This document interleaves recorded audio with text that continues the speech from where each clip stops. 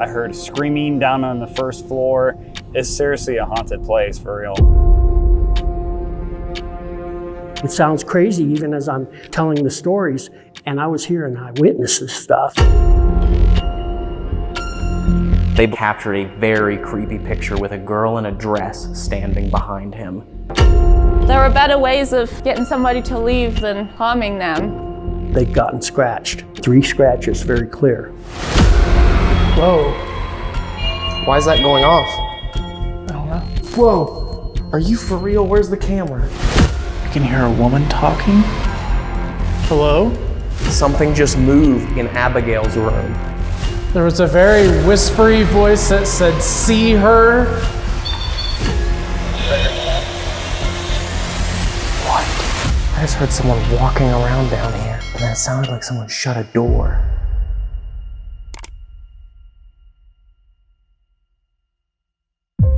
So we are on our way to one of the most haunted monastery complexes in the United States of America for a very special collaboration between Paranormal Quest and Paranormal Encounters. Connor, you and India have filmed at the Holy Cross Abbey before, and India is actually on her way just shortly behind us, and she'll be meeting us there. But we have never been there. We've never seen this place. And after it was desanctified and opened up to the public, people started to have intense paranormal experiences.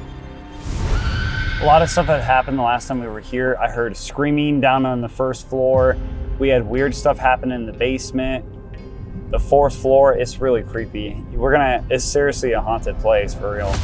And I think we're pulling up on it right now. Yeah, this right here is the Abbey, guys. Look at this place, holy hell. I am telling you, it is huge. The basement is absolutely scary. This is gonna be like an actual investigation where it feels like we're in the movie The Nun. This is insane. I just don't want to see the nun if she isn't here, you know what I mean? But we'll meet up, do a collaboration, investigate together throughout the night. This is gonna be epic. I am seriously so excited. Dave, are you excited for tonight? I'm very excited. All right, let's get inside, guys. Let's do it. Let's go in. From 1926 to 1998, the Holy Cross Monastery was home to priests, monks, nuns, and Catholic students fulfilling their life through the light of Jesus. But even the holiest of places are not immune to dark history and tragedy. Many people believe these halls contain spirits. Spirits who aren't afraid to make themselves known. I could tell you guys some stories that if you were standing there telling me the story, I'd be saying, this guy needs some help. That guy is a little out there, but I've had some pretty wild things happen, and it sounds crazy even as I'm telling the stories, and I was here and I witnessed this stuff. There were some Benedictine monks up in Breckenridge, Colorado, which is about 60 miles to the west of us here. And they were searching for a place to start a new monastery. And Father Cyprius A. Bradley had come down and met with Benjamin Franklin Rockefeller, and Rockefeller was willing to go ahead and sell them 90 acres of land. So that was in April of 1923. They'd gotten the okay from the Archdiocese to go ahead and start building the monastery and campus. So they started with 90 acres here. All their livestock, everything that they consumed was grown right here on the farm. It sat here till 1998. Finally, they desanctified because the enrollment had dropped to a point where it just wasn't worth keeping it open as a boys' school. They did the last 3 years that it was open, keep it open as a monastery for the monks, and the monks would come here and worship and whatnot. And then they, like I say, 1998, they finally shut it down. All right, Dave, so we are officially inside the Holy Cross Abbey here in Canyon City, Colorado. This place is massive, it is huge. We're gonna have this building for Paranormal Quest. Paranormal Encounters is gonna have the Eulathorn Hall right across the street, right across the alleyway from us. This is an exciting night. Yeah, this is a really exciting place. It is massive, lots of creepy stories that we've been hearing, and a lot of strange and creepy history from this place. And there's a lot of weird items in here as well that may be contributing to some of the hauntings that they have here. Yeah.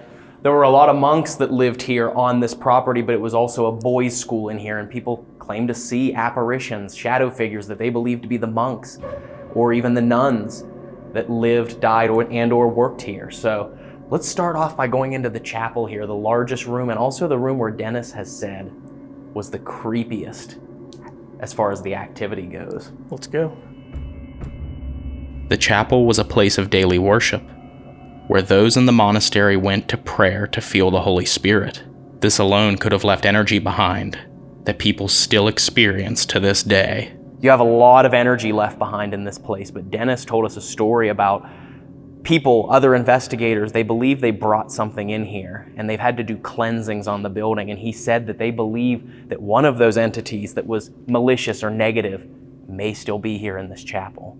Something got dumped here at the beginning of this past summer. So it progressively got worse and worse to the point where somebody, the housekeeper, to this day will not go into the chapel. She had an incident that she doesn't share with anybody happen in the chapel. So we decided we were going to do a cleansing. We got 6 of our people. We did the entire building, did a cleansing. There was actually 3 entities, as we figured out, that didn't need to be here any longer. We figured we got rid of 2 of them, but there's one still lingers, and we believe that's who we're dealing with in the chapel still today. Last night, like I said, I had some stuff going on in the chapel. Might be a place where you guys want to start tonight is in the chapel. Yeah, I'm excited to come back in here a little bit later tonight and see if we can come in contact with whatever that entity may be. Prior to them isolating this entity to the chapel, he said people were scratched in the basement. The basement boiler room. That's another one, and I never showed you that boiler room, but the last 2 times anybody's been down there, they've gotten scratched. 3 scratches, very clear. Down to the dark, creepy basement. Yeah, this is very strange. Whew. There is a bit of a strange vibe down here. Yeah. This basement has many stories of paranormal activity, not just people being scratched by an unseen force, but also doors unexplainably opening.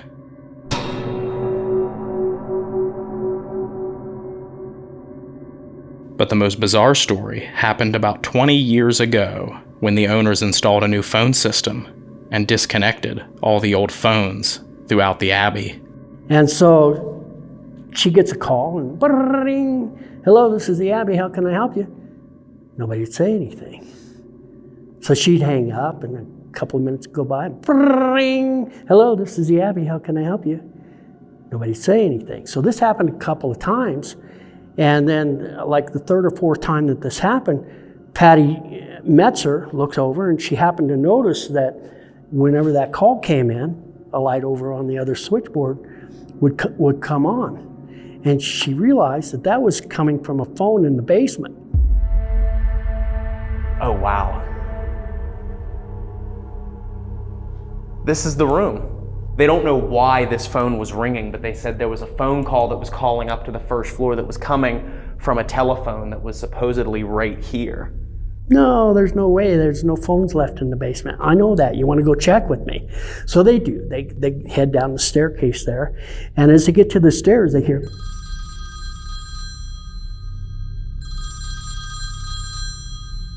As the ringing continued, the unexplainable sound of the phone ringing led these 2 women to the monks' chapel, which used to be a place for monks to worship in isolation away from everyone else at the Abbey. But now, it's a room filled with discarded electronics. Bring, bring. Patty Jo could look back and she could see in the corner that the phone was sitting on top of the box, and every time it rang, the light would light up and stuff. She says, I'm gonna go answer it and see who's calling. She starts walking over to the box. She looks at the box and she notices that the cord of the phone is hanging outside the box. It's not even plugged in. She goes, I'm thinking this is a job for maintenance. And they went ahead and skedaddled out of there. So even now while we investigate, we often hear the sound of the phone ringing down there, and there's no phones. Yeah, that would be a little bit unnerving to hear down here tonight if we do hear it. Yeah. This would have been the cafeteria, from what I understand. So when it was a boys' school, they would have eaten their meals here in this room in the basement, which is why they have the cafeteria tile down on the floor. But I'm particularly interested in this room in the back corner because it has the most creepy backstory that I've heard. There's a long rod going through that room. And basically, if you passed away while you were doing service here at the monastery, permafrost was a big deal here and they couldn't bury you. So that was where they stored the bodies during the winter. It's just kind of creepy to me. And I didn't believe it when I was first told this, but I've had 3 alumni tell me that when they went to school here, there was one sister that had passed away. They're sitting there eating their breakfast in the cafeteria because that's where the room is located, knowing that Sister Mary is laying dead in the closet 15 feet from where they're having 3 meals a day. They would hang their body here in this room in the basement, right beside where the students were eating. That is just very creepy, and I can't imagine the impact that had on those boys that were out here eating. If they even knew, they might have been put up in there and nobody out here even knew, which made it even creepier to me. That is definitely a very creepy room right there. It is, and who knows what energy was left behind from that. This basement is obviously creepy. Not only is it filled with paranormal activity, but when the lights go out, you can't even see your hand in front of your face. Whew. You could investigate this building for a whole week and have not even scratched the surface. Yeah. But one of the areas that's considered the most active, it being a 4-floor Abbey, Dennis said the most active place was the 4th floor, which is where they had children. The Holy Cross Abbey is a mammoth of a building, and Dennis has almost complete coverage of it with security cameras that not only protect the Abbey, but which he also uses for paranormal investigations that he streams live on his Twitch channel called What's Up Gramps. With a live audience, he's captured some incredible paranormal activity, and his favorite place to investigate is the 4th floor. Oh, whew. Immediately. You just get hit with that creepy vibe up here. Yeah, it's definitely very strange. We've got a little girl, oddly enough, because this is an all-boys school. Someone dubbed as the name Abigail. This is the room that they have dubbed Abigail's room, and Abigail, they're not really sure who she is or why she's here. They have a suspicion as to who she may have been, but in this room, when the Colorado Department of Corrections was doing some training for their corrections officers here, apparently one of the corrections officers captured a very creepy picture with a girl in a dress standing behind him. And it looked like her hand is up on his elbow on this side here behind him. Now you go up there, there's no stains on the wall. There's no way that even if somebody was standing there, that it could have been possible that shadow be cast against that wall behind him. It was just impossible. That's who dubbed her Abigail. Abigail, we'd love it if you come out and speak to us tonight. You can move things to let us know that you're here, and we will have some fun. That's why we're here. But apparently the man, the officer, corrections officer, was standing leaning up against this wall right here. And the picture was taken from right over here. And behind him in this corner where you can see there is no stain on the wall whatsoever, they captured the image of a little girl in a dress wearing a bonnet. Would love if some of the students up here could come out and talk to us tonight.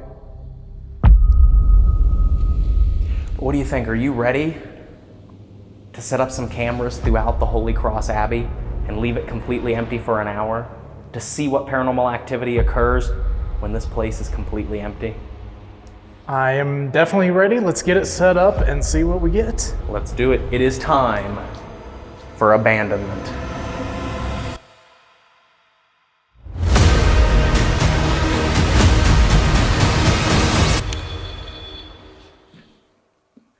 It's recording. Okay. We saw you do that. There's a cat ball over here on the floor. Right over here. You touch that, they'll light up. Some toys for you to play with.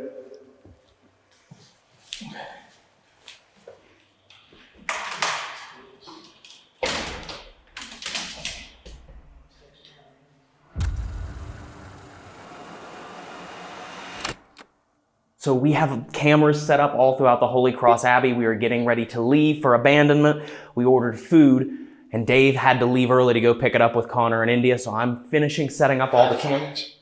Defiant. We have the obelisk set up right here. This is in the basement in front of the boiler room. Dennis actually told us that this door frequently comes open by itself. And he also said that there was a group that was scared out of this area and said they'd never set foot in the Abbey again. So this is going to be a very interesting area. We also have a camera on the basement floor over in the cafeteria, set up in the cafeteria so you can also see where the body cooler was back in that back corner. We're going to leave that running down there as well. We have a plasma ball set up with the EDI plus meter, and that is a very creepy area, so I'm excited to see if anything happens in there. We also have a camera up in the chapel. And believe it or not, actually, Dennis was, or maybe still is, playing some organ music in there to try and incite some spirits or activity while we are gone. He's playing that until I'm done here and we're ready to leave. So hopefully the REM pod on the altar goes off, because he says that is the spot where the REM pod always goes off. Now, up on the top floor, 4th floor, where the children were, we have a camera set up pointing down the hallway, cat balls, Mel meter. They always say they hear children laughing up there and talking, so maybe we'll get to experience that. We're gonna leave for about an hour, have all of this set up. Let's see what happens. Since Dave is gone, I have to do the honors. We're leaving!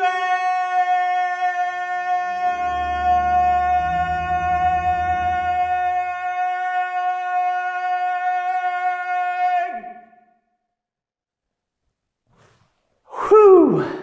Hopefully I did him justice. Let's go.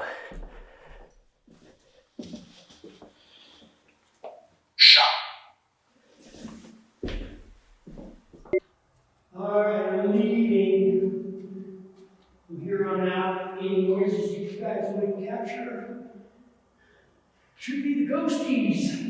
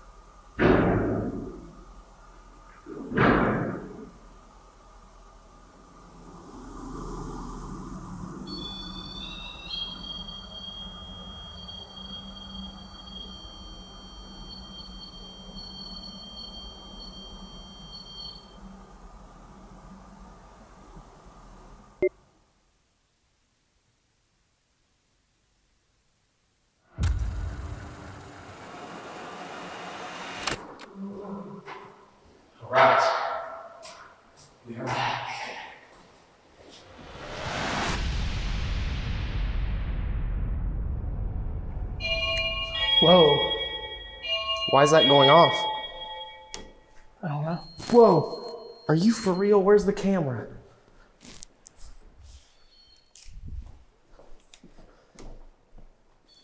Hello? We haven't even gotten set up to start this Estes session yet. My God. The REM pod started going off and one of our motion sensors went off. Yeah, we definitely heard it go off. You like that toy? We brought these toys up here for you. Abigail, is that you?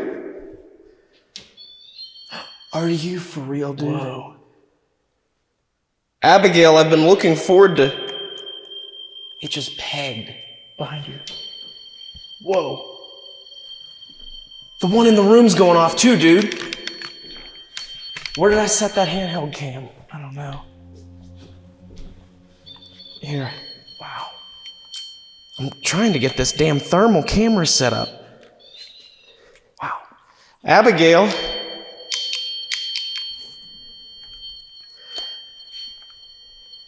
Okay, you can move that back in there. Abigail, do you like these toys? We brought them for you.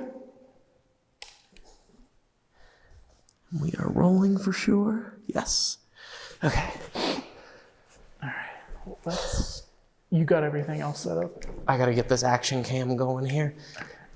And then once I get that going, everything will be ready and we'll be good to go for the Estes. Okay.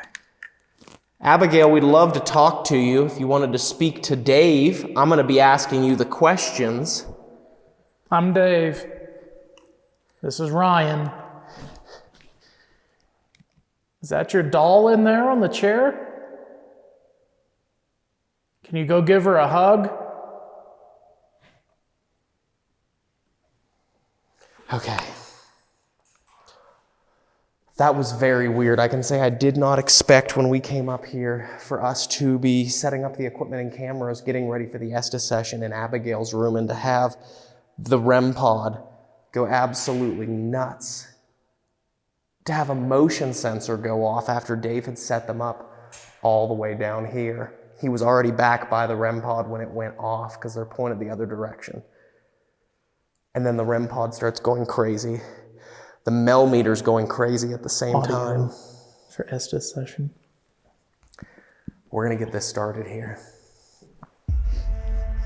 So, right now Dave is putting on the blindfold. We are gonna be having him listen to the spirit box through headphones, but as usual for Paranormal Quest, we're gonna be recording the spirit box so that you can hear it as well.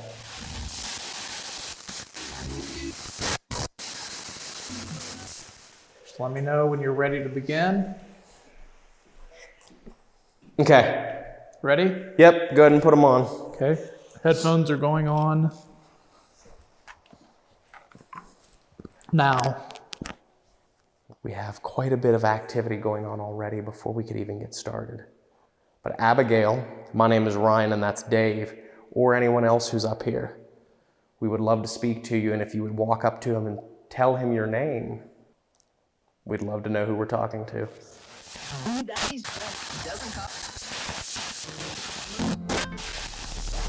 This response is very strange because it's not only a full sentence speaking over many frequencies, but it's also a foreign language. That's why Dave didn't call anything out, because we have no idea what this means.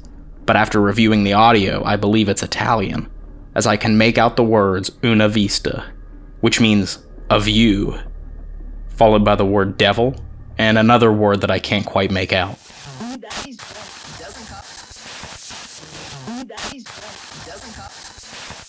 When I typed una vista devil into a translator, this is what I got back. This definitely creeped me out, but I still have no idea what the proper translation is. So anyone who speaks or is familiar with the Italian language, leave a comment down below to help us translate this.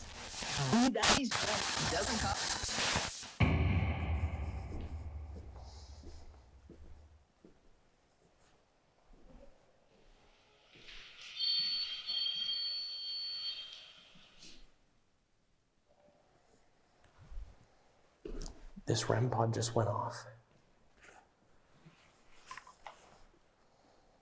Abigail, was that you? If that was you touching that one, can you go touch the one by your doll? Someone set off the motion sensors earlier. All the way down here behind me. I'm not looking now.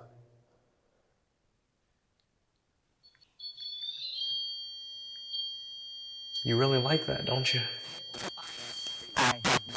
Thank you. Wow, it is going all the way to its max. Can you step away?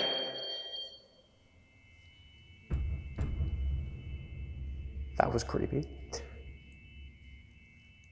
Abigail, I'd love to hear your voice. Or anyone.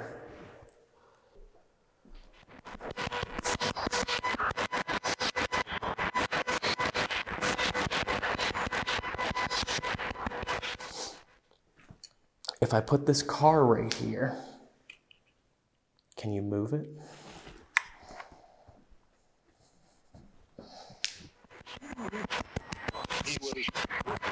He was. He was what? Was there someone here who was not very nice to the children?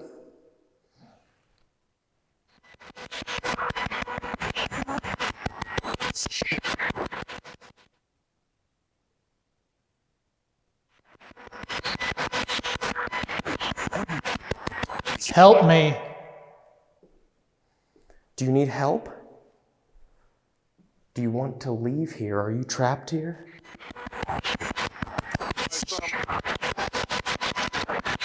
My son? Your son? What's wrong with your son?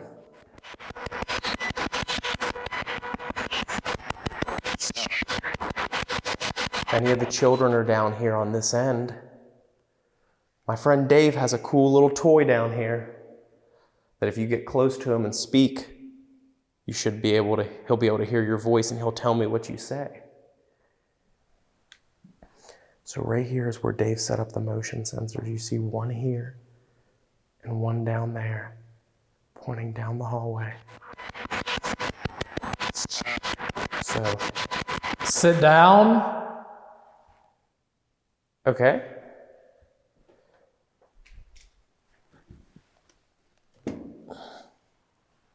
Is that better? I thought I did. There was a voice that came through as I was talking. I missed it.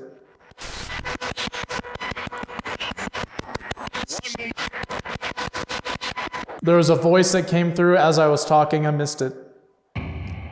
If you're here with me, can you make one of those motion sensors go off? I'm sitting right behind one of them. If you just walk across the hallway. Please? Please what? How can we help you? That's what we're here for. We're here to help you. We're here to tell your story. Tell Dave what you need help with.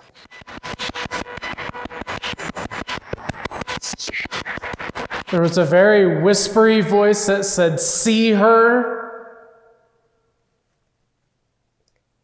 I don't. Am I supposed to see her? Is she gonna walk across the hallway?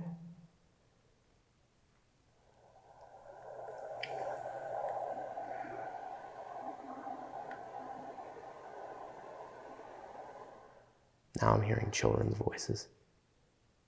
Are there any children here? I'm gonna come back down that way. I'm gonna keep recording behind me because I wanna see you.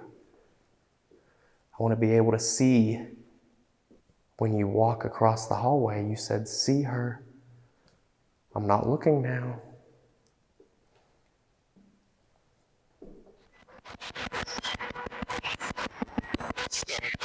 Stuck. Male voice. Are you stuck here? If you're stuck here, I apologize. I'm sorry. How did you end up here? Is this one of the monks? Or is this a student?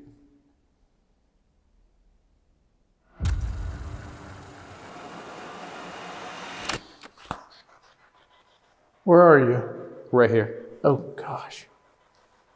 I'm not getting anything. Nothing? It's weird because the REM pod continued to go off while you were under. But then I told whoever was touching it to step away.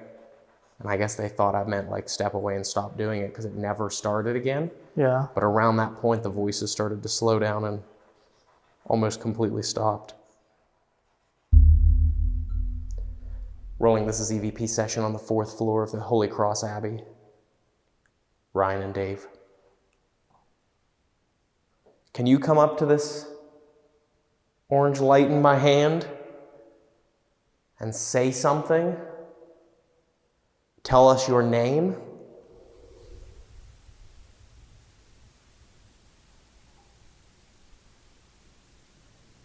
Let's walk a little further down the hallway. Okay. We're going to leave these toys here for you so you can try and pick them up once we leave. Maybe you're too old for toys, but you can at least check them out. At this point, it seems like the activity down by Abigail's room has stopped. So we decide to switch our motion sensors to this side of the hall, so we can continue to the other side of the floor. I decide it would be an interesting experiment to leave one of the motion sensors pointing inside Abigail's room to see what would happen. Give me 1 second. As you can see here, I make sure to turn off the motion sensor closest to Dave so that it doesn't alarm as I walk in front of it on the trip down to Abigail's room and back. Then, I set up the motion sensor in the doorway pointing into the room and switch it on. And then I'm gonna reset this one. As I walk back towards Dave, this happens. What? That's not you. This one is not on yet. I made sure to turn it off because I was gonna walk in front of it. Look. This one is not on yet. What in the world? Something just moved in Abigail's room. Go up and grab that doll. I had a feeling I needed to put that there. Yeah. You don't have to be afraid of that thing.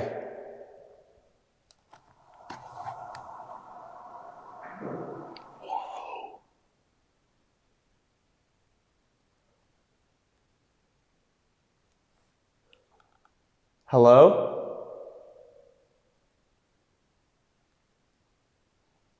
And move on the other side of this. I'm going to finally switch this motion sensor on so you know for sure that it was off. But I mean, just as a test, look, it has been off. Because I had it on and I switched it off because I said, I'm going to put that motion sensor in Abigail's room, pointed in through the doorway. So I switched that one off so I wouldn't trigger it the whole way walking down and back. I set that one down in front of Abigail's door. It was stationary. Nothing was moving in that room. It wasn't me setting it off. And when I made it almost back to right here is when that motion sensor triggered in there, like something walked across that room. Yeah, that's wild. Turning this on so it's going to beep once until it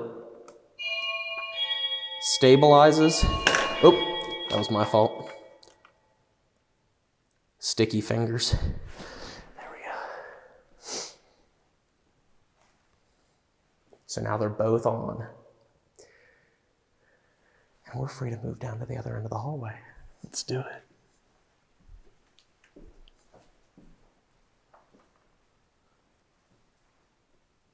I asked you if you would slam one of these doors. I would still really much like to see that. And it's not performative. We'd like to know if there's something or some way that you can still hear us or see us, or a way that you can interact with us after you pass on. You know, our friends Connor and India are over in Ulathorne Hall. the dormitory for the Holy Cross Abbey. Someone appeared to them. They believe they saw a face while they were over there investigating. Wow. Whose face was that? Who did they see the face of?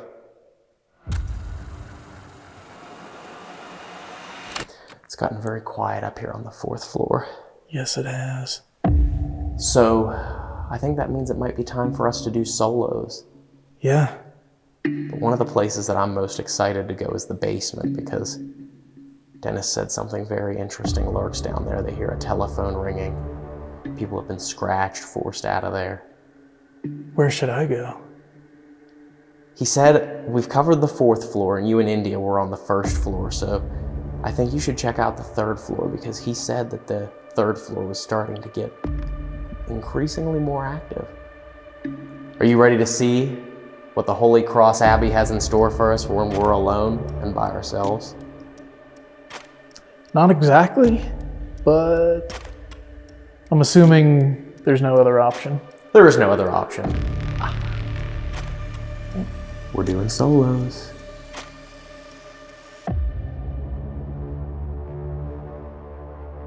All right, Dave, so we are gonna do solos here at the Holy Cross Abbey. And you're gonna be up here on the 3rd floor. I'm gonna go down and grab a camera myself and go down to the basement alone. And we're gonna see what happens. This building is huge enough. We're not gonna hear each other. No, not at all. So I hope you catch something up here, because Dennis said that this was a really creepy part of the building, so. Yes.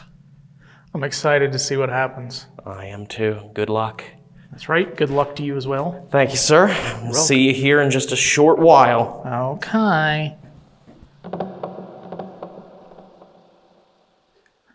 All right. If there's anybody up here with me, my name is Dave. And I've come here all the way from Pittsburgh. Have you ever heard of Pittsburgh?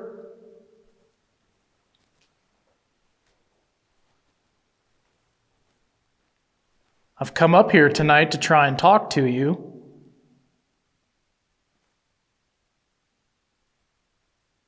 Is there anybody up here on this floor with me?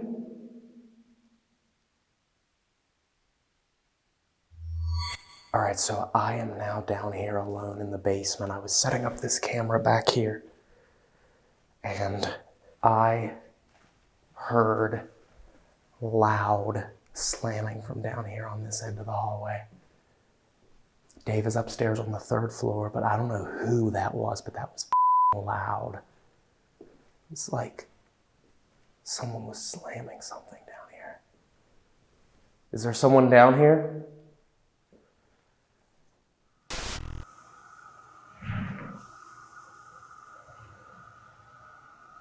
I'm gonna turn on Ghost Tube here.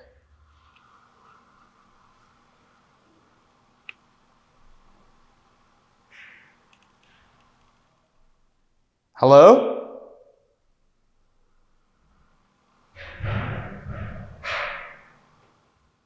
What the hell?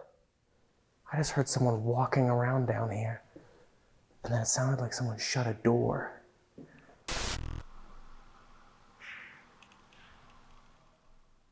Hello?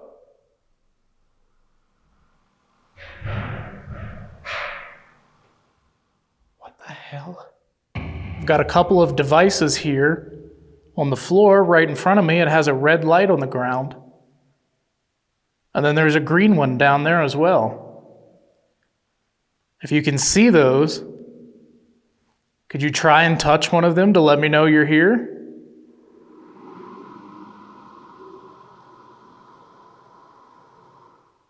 I can hear a woman talking. Hello?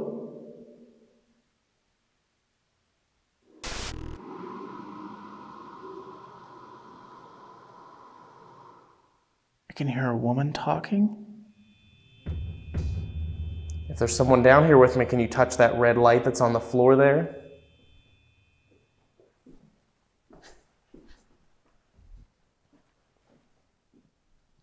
This is the room where Dennis said there was a paranormal group in here and they got scratched or something like that. Saw shadow figures blocking their exit. Do you not like people coming in here? If you'd like me to leave too, I can leave. You just have to tell me to leave. Give me a definitive sign that you want me out of here. And I'll pack up and go. I was given permission to come in here tonight. From Dennis. Do you know Dennis? If you know Dennis, can you try and make one of those devices turn on?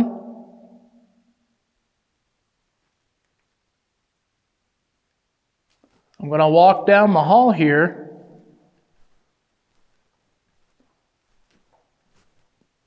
And I would love for somebody to come out and talk to me, tell me your name. Can you do that?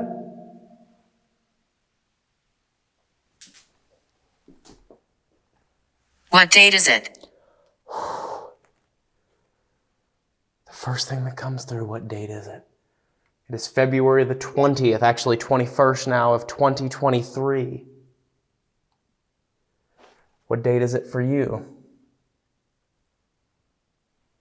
I heard there was that someone liked to make telephone calls down here.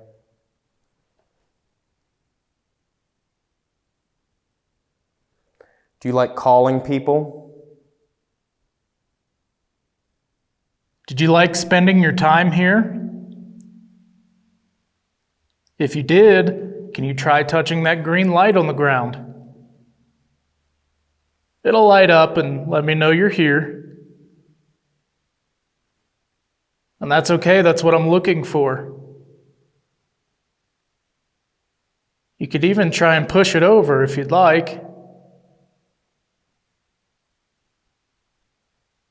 I won't be upset or anything. Man, it is dark up here. I'm going to come in here to the monks' sanctuary, the worship area. I've got a box in my hand here now that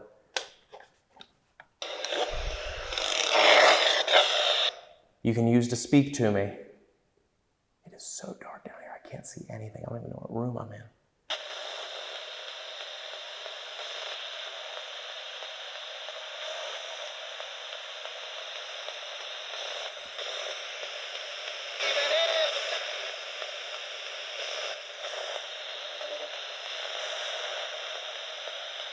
Is there someone down here who doesn't like visitors, doesn't like people to come in here and try and talk to them? I am so on edge right now. I feel like there's someone behind me. I just feel like there's someone watching me. Who's down here with me?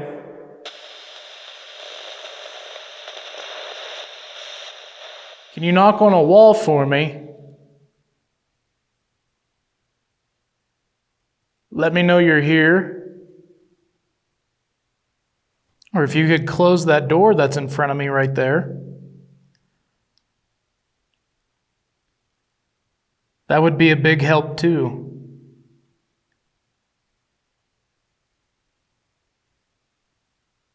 Can you do that? Can you close that door?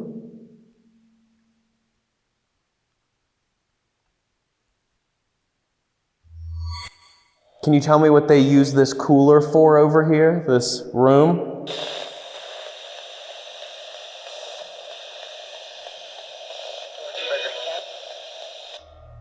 What? I have to review that. I don't even know what that said. Dennis told us that this room was used to store bodies during the winter months when the ground was too frozen to dig graves. But this spirit box response suggests that this small closet in the cafeteria may have also been used for something sinful in the eyes of the church. Can you tell me what they use this cooler for over here, this room?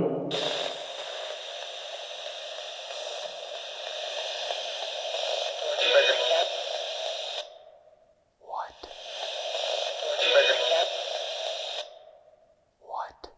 have to review that. I don't even know what that said. This room right here, what did they use it for?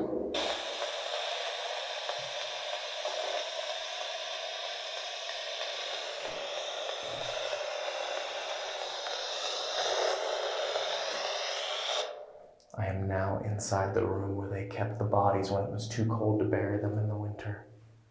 Did they keep your body in here?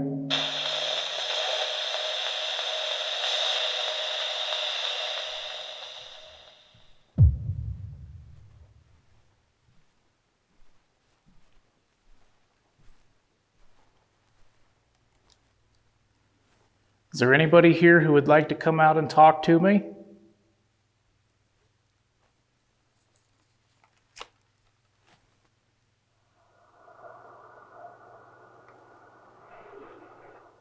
Hello? Now that I'm all the way down here on the other end, can you touch that device down there with the red light on the ground?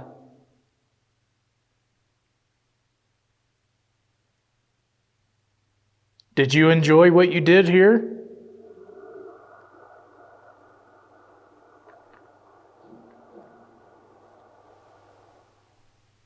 I'm hearing some movement. It sounds like it's down here.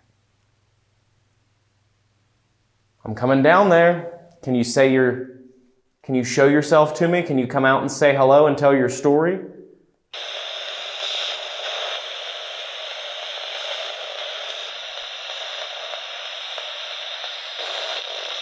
Turning this off.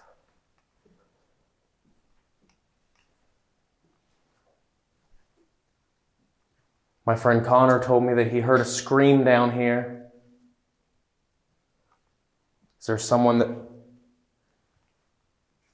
needs help? Here. Behind you. I'm all alone down here, but I'm by myself.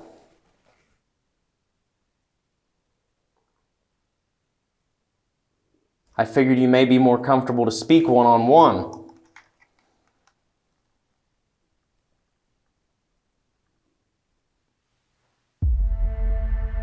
For some reason, I keep getting drawn to this door right here.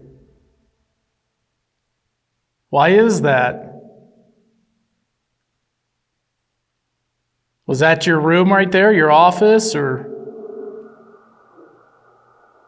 I just heard a knocking sound down there. If that was you I just heard, could you do it again?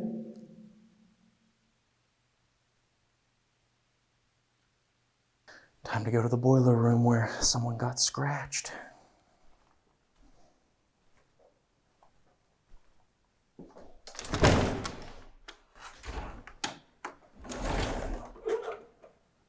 Okay. In we go.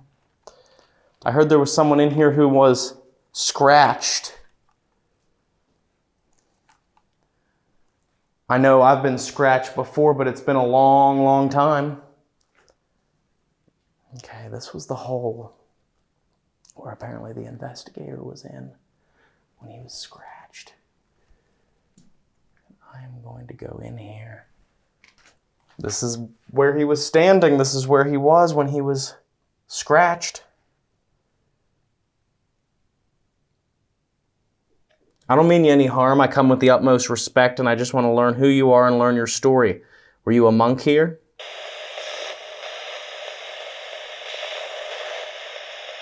Real. Harm. Heaven.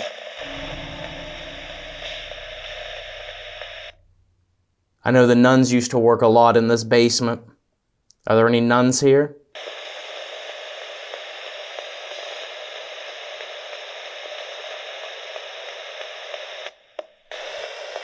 I'm gonna go ahead and go now.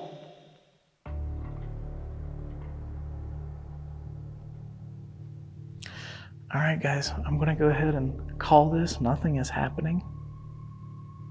And sometimes that's what happens, nothing. So I'm gonna go meet back up with Ryan. Hopefully he had something happen down there in the basement for him. I'm gonna leave here now. I don't know if I'll ever get to come back to the Holy Cross Abbey, but I want to thank all of you for speaking to me. I want to thank all of you for talking, no matter who you were, no matter what you did here at the Abbey. I hope you're at peace. Our night at the Holy Cross Abbey in Canyon City, Colorado was more than memorable. Every single session that we did in this building left us with at least one incredible experience. What? Something just moved in Abigail's room. Coming into this investigation, we wondered if the Abbey would live up to its reputation. And we're confident that the footage we captured speaks for itself.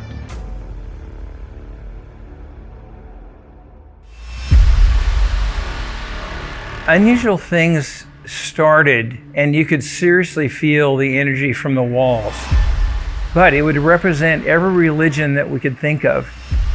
So this is the crypt itself, the tomb that was found. And if they missed one, who knows how many more are down there? 5. 5. Ooh, what? Just felt like there was something touching my lower back right here. People would hear voices, they would hear things, and slowly but surely I began to think something's going on. I heard that. Say help? Mm-hmm. Sounded like the F word. Do you like that box? It just maxed out, man. Dude. It just said my name. Dude. What? Are you one of the 6 people that is still buried underneath of the church? Graveyard. Graveyard? You are kidding me. There's a portal for you if you open and let go.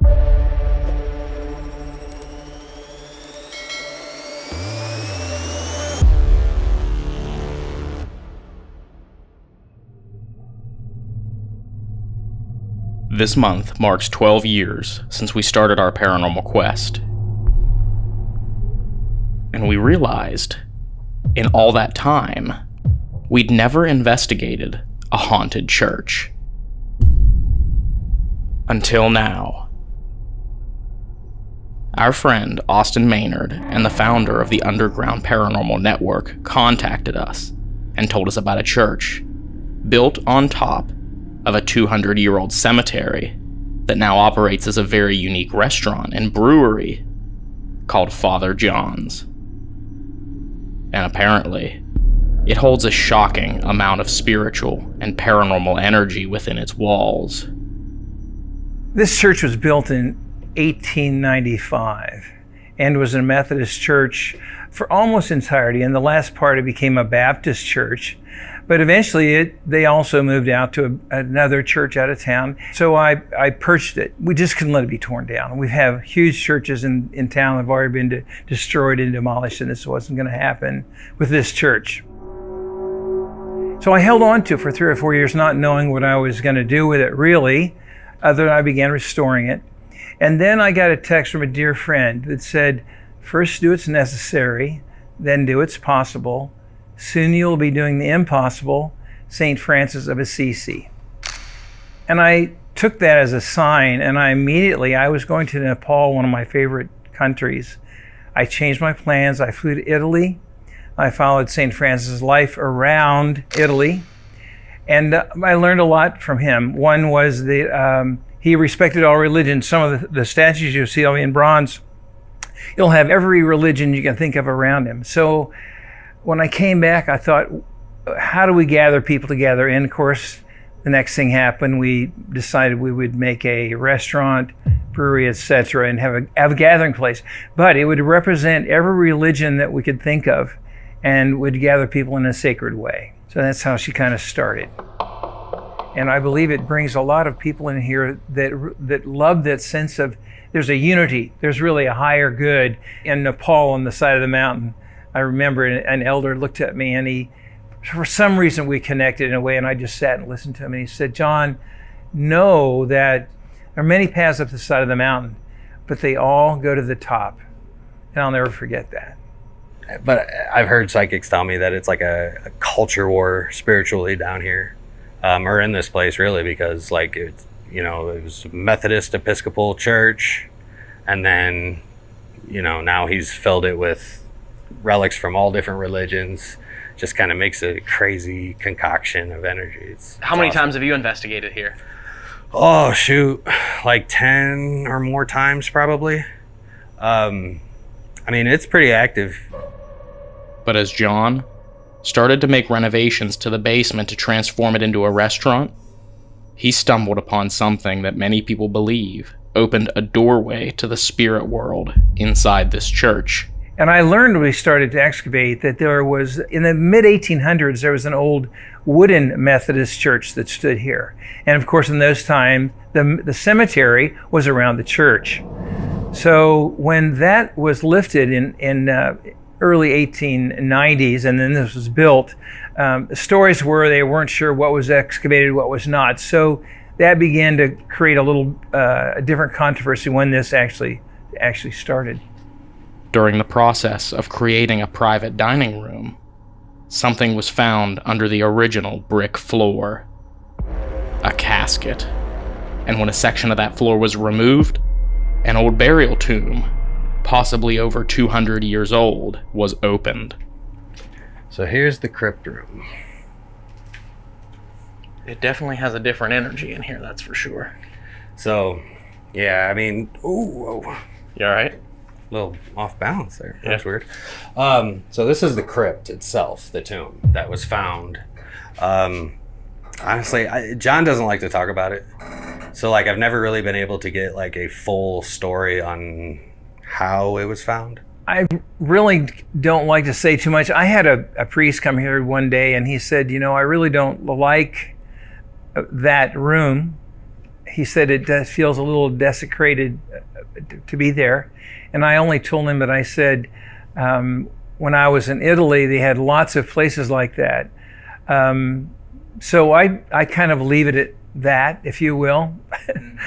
We've got pictures of people who have sent us pictures of that area and outside as well, when you can see images of people on them. Well, the most likely story to me, if I'm thinking logically about how that got there, most logically to me is the story of the cemetery being here, the story of them excavating and moving these bodies before they built the church, but then missing some. And if they missed one, who knows how many more are down there? 5. 5. Mm-hmm. There were 6 total that were unaccounted for. And that's 1. And so I think that if there's, if that is somebody's grave, they're probably not happy. Especially because, John being John, he decided to put a glass tile over top of it, and then hang a cross-shaped table over top, and he rents this out for the restaurant as the crypt room, he calls it. Yeah. And you can actually reserve this room to eat in. I know that the intentions are right.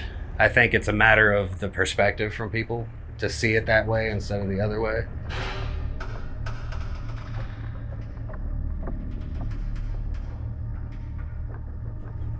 And that's another thing you said with these motion lights here. He has this hallway motion activated lights, and there's the sensor right there. You said you've seen them turn on when no one's walked through here. Oh, they do it all the time. Yeah, I've been in here just a number of times. I'll be sitting over in the restaurant, and I'll just hear the click. I'll come over here, the light's on. It happens. There's been times I've been sitting up here and I see it. Because that's the front door area right there. Oh, yeah. Oh, yeah, it is. You're right.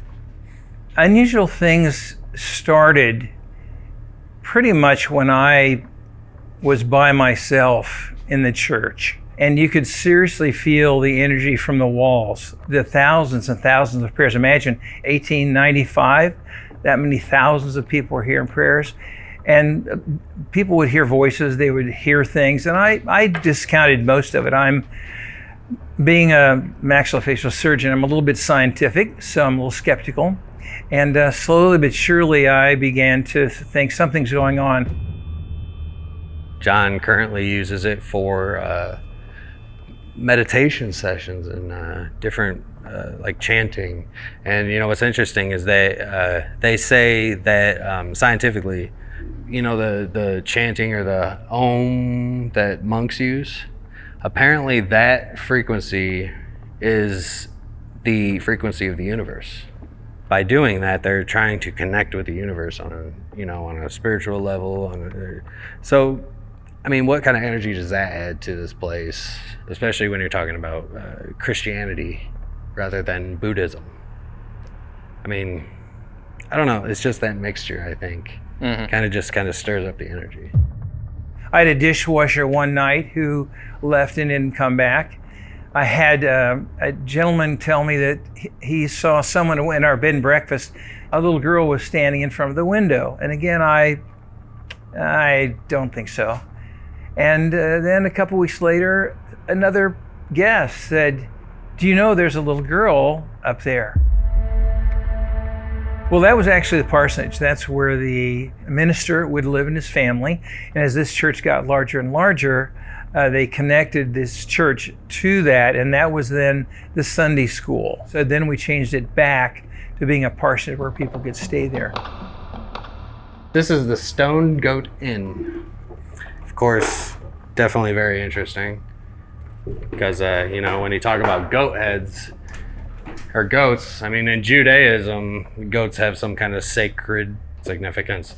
But when you talk about Christianity, the goat head, the goat itself, is more of a representation of Satan. I just think it's interesting, right?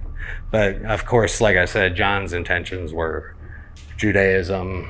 Only 2 weeks ago, we had a gentleman that came here, and he called about midnight and said, I think I have to leave. And I said, well, what? He said, it's strange here. So I'm hearing things.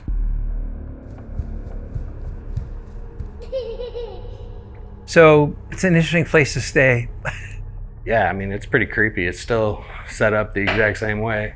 And this is actually where they said, where people often report a little girl, as well as a woman upstairs, an angry woman. Does anybody know why the woman that's up here is angry? No idea? No. What type of experiences have people had with her in here? Feelings of anxiety, need to get out of here. They've captured a woman yelling on recordings. There's been a few psychics actually that have told us that there's an angry woman up here. She's just pacing back and forth all the time. Now that I think about it, that might be where some of the footsteps being heard comes from. Yeah. When you are in the church by yourself, you can especially feel it. And when you are in certain areas of the church, you can feel it. I think if you open to that, you can find it. It's there for you. There's a portal for you if you open and let go of it. Absolutely.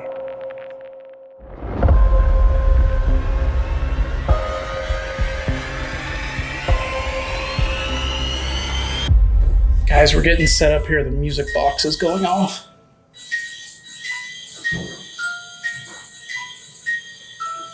We just had it set up and Ryan ran upstairs to put a motion detector. Okay, good.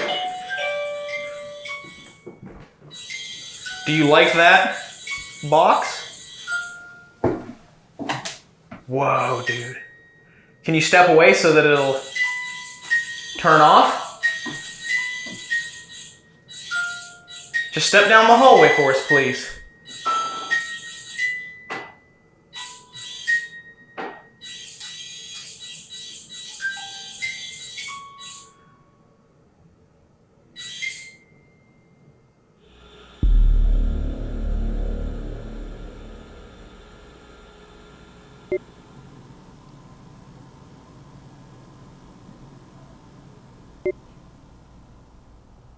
All right, so we are getting ready to leave Father John's Heavenly Devilish Brewing Company empty. This former Methodist church is now wired with cameras. We have 4 different cameras and 4 different areas of equipment set up.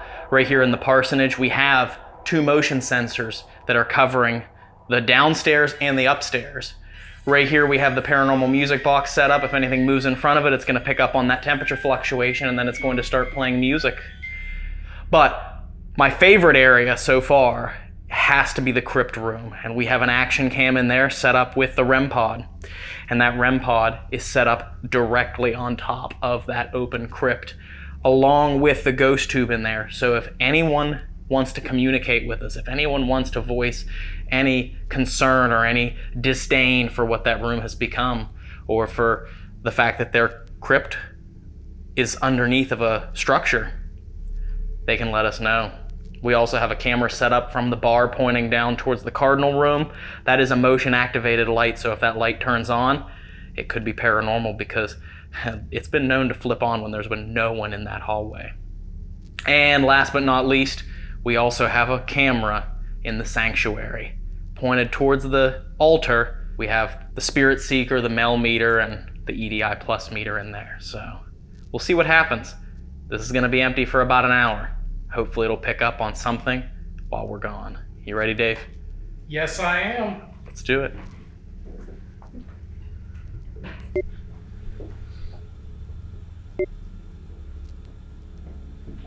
Oh.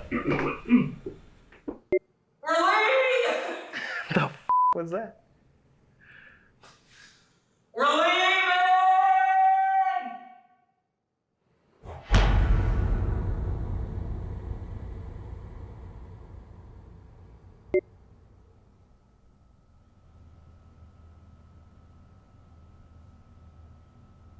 Don't leave.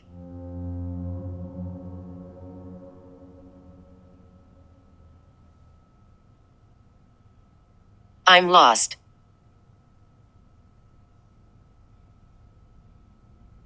Sometimes the ghost tube shocks us.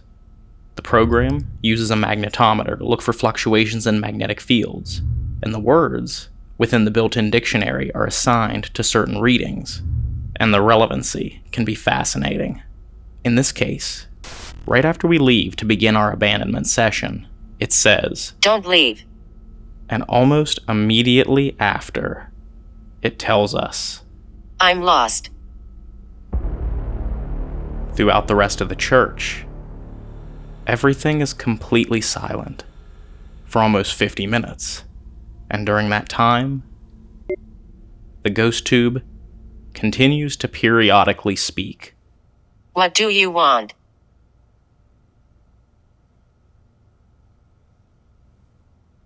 William.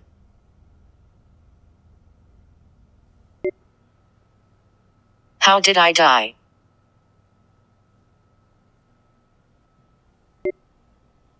Devil. But nothing could prepare us for what the ghost tube would say when we return. Around the 48-minute mark, though, the camera in the Parsonage, also known as the Stone Goat Inn, started to capture what sounded like someone moving around upstairs.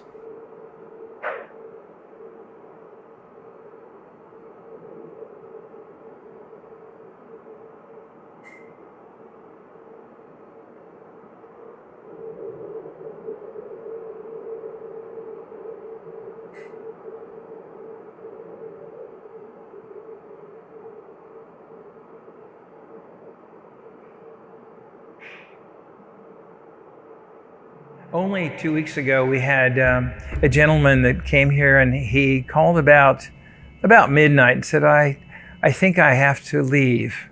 And I said, well, what? He said, it's strange here. So I'm hearing things. But then, everything fell silent until we returned.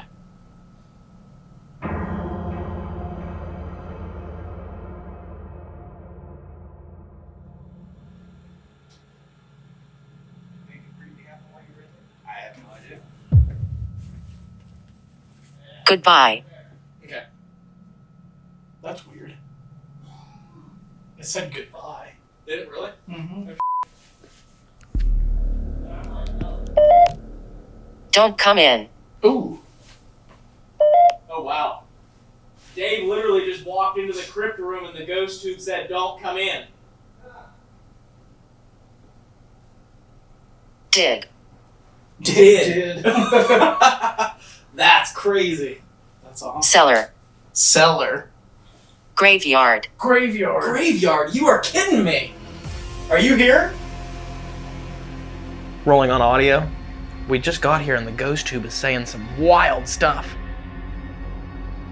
The story of the cemetery being here, the story of them excavating and moving these bodies before they built the church, but then missing some, and if they missed one, who knows how many more are down there. 5. 5. There were 6 total that were unaccounted for, and that's 1. Dig. Cellar. Cellar. Graveyard. Graveyard. Graveyard? You are kidding me. Are you here? Dude, this was nuts. Like I said, it said don't come in, and then we walked it. REM pod just blipped. I see that.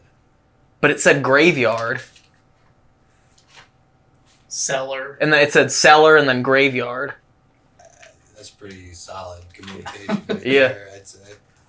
I did tap the table with my finger. Yeah, but the REM pod isn't vibration sensitive like the Mal. Oops, I forgot that was the it. cat ball's not even going off when I do that. Ryan. Ryan. It just said my name. Dude. What? Well, that's interesting. It said Ryan. That is, I've never heard that say Ryan ever, and we've been experimenting with it for what, like a year now? Close to it. Wow, that's fairly impressive. Is this your burial site?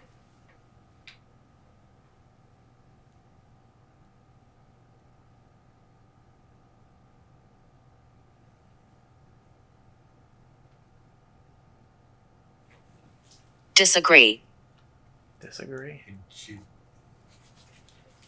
disagree with your burial site? Did you want to be buried somewhere else?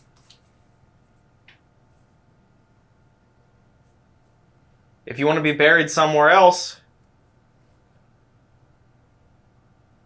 Reach up and touch that red light there.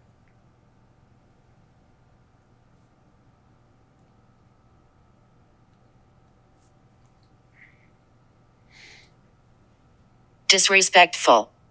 It's disrespectful. Yeah. Wow. that is so weird. He's saying that is disrespectful. I've never heard it say that either. It really is disrespectful in a way. If you'd like that to be filled back in, can you let us know? These intelligent responses shocked us. At first, we thought we may be speaking to whoever was in the casket below the crypt room, but when Dave asked if it was, they responded, Disagree. could we be speaking to someone else that is still buried under the basement floor, since it is rumored that there are 5 more? Very soon, we'd get our answer. So we were getting ready to head inside of the parsonage. Now this is an area that we actually felt the most energy when we were setting up and tearing down from abandonment. So we had a lot of activity down there in the crypt room, but we're going to be going there later. Hopefully whoever's there will tell us how they feel about that open tomb inside that room. I hope so. But for now, let's see if we can contact the little girl that's said to be seen here in the parsonage. Or maybe that angry woman. Let's do it. Let's head on into the parsonage.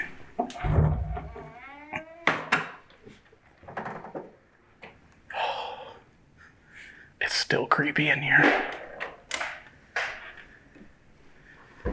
It's like as soon as you walk through that doorway, it's just super creepy.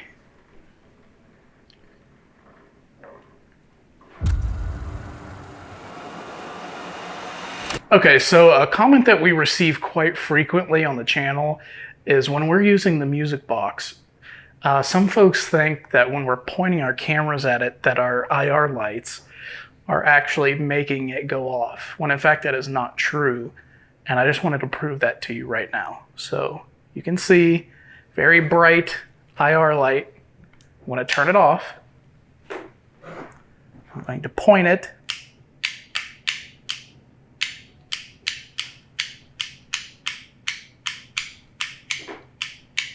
It has no bearing on it whatsoever. Yeah, because actually the way that it works is it's actually picking up on different temperatures. So if you cross in front of it... Whoa. REM pod? Wait. Are you getting it? Yeah. I just happened to be pointing right at it. Hello?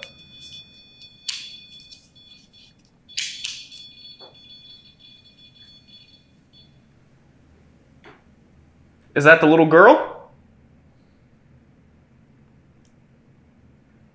You can check the runtime since we started rolling. Dude. And this is the first it's going off. Do you like that thing?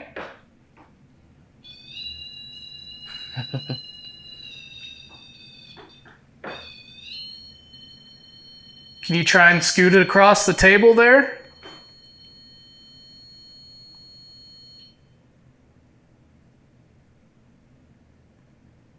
Can you try and push it?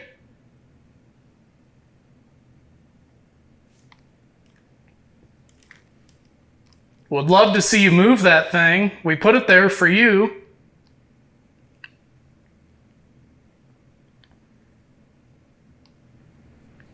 That's pretty awesome.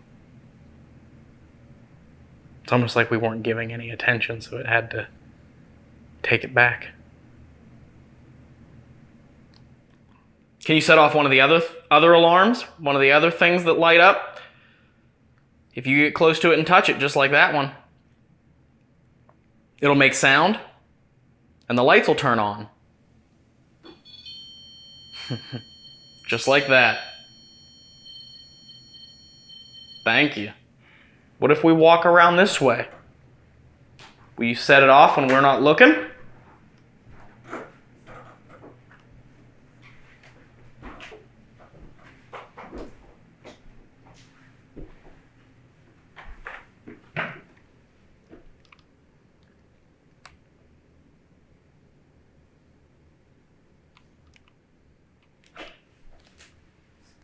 Hello, where'd you go? I do just want to...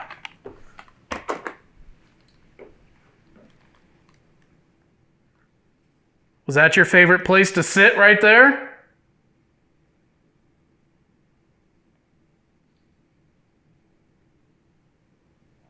You know, all of this stuff, if you really wanted to, you can knock it on the floor.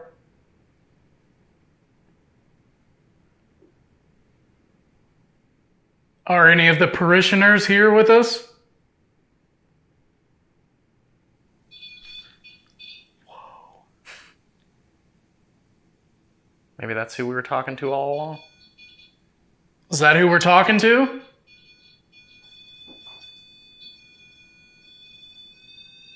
It just maxed out, man. Dude. Chills. Yeah.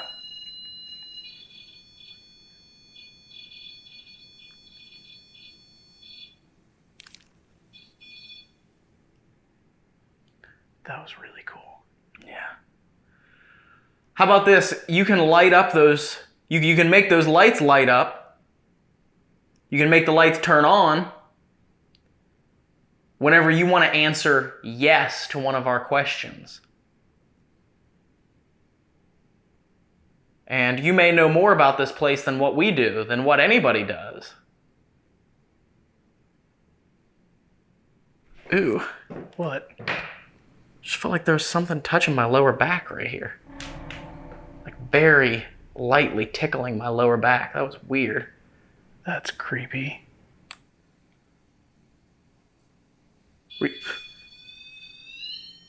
Were you, I was getting ready to ask, did you just touch me?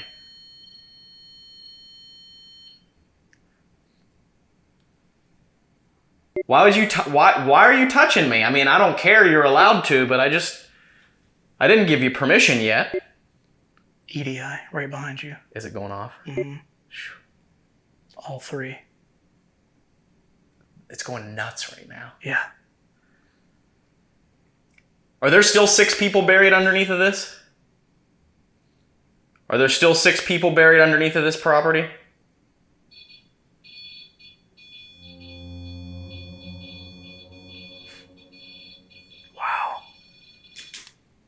Thank you. Are you one of those 6 people?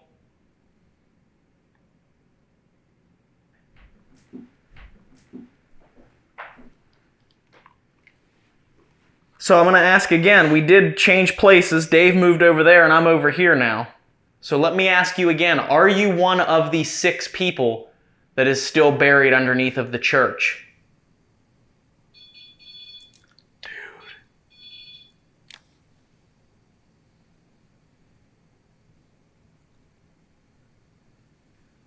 Is that why the woman is so angry? The woman that people see upstairs? Is she angry because she's buried underneath of the church?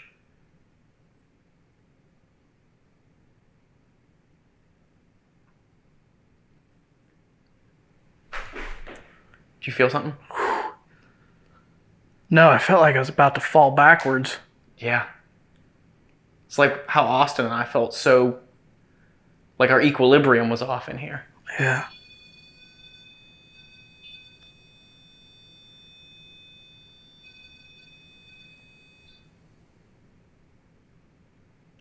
Is the angry woman the woman whose final resting place was disturbed down in the basement?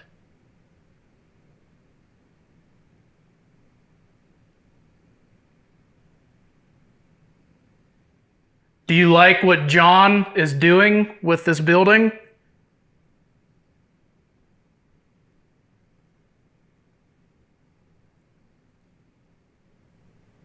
What?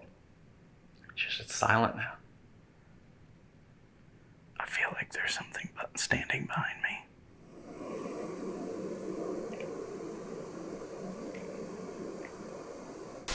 I feel like there's something standing behind me.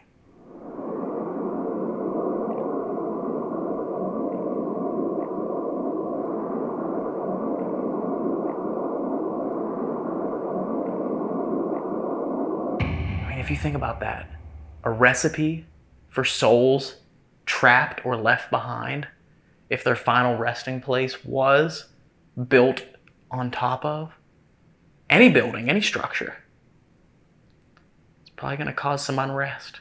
Yeah. And if it is that angry woman and she's mad because her final resting place is no longer accessible due to the building,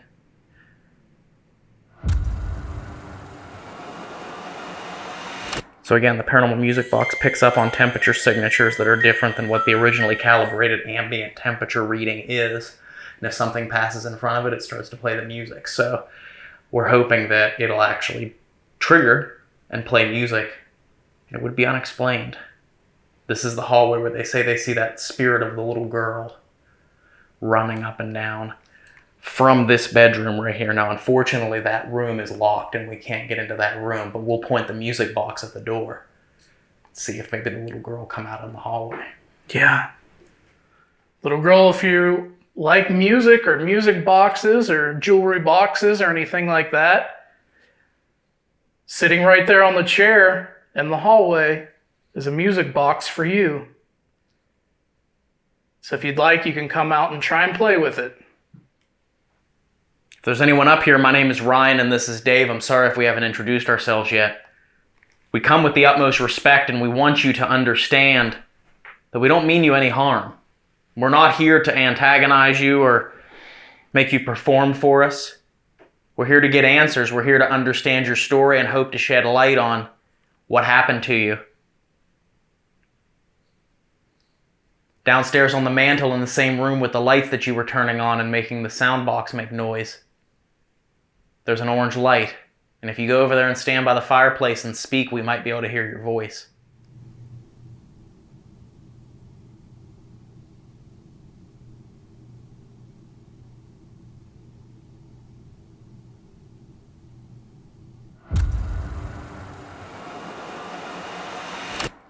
Did anybody follow us upstairs?